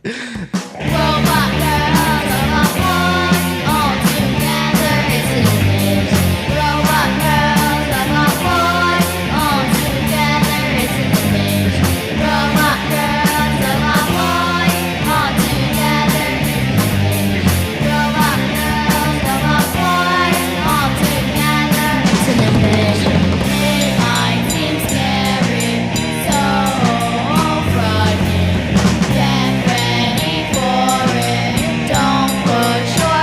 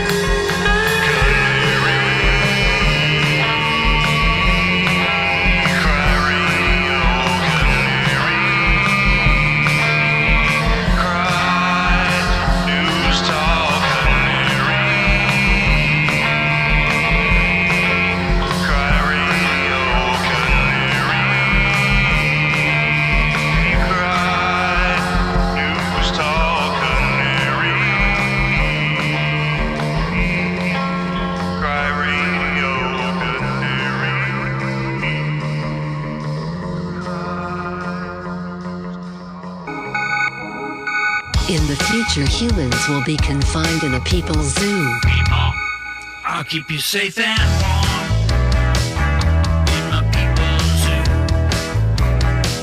I'll keep you safe and warm now in my people's zoo.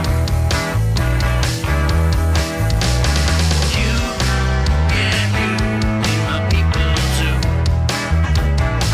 I'll keep the cameras on.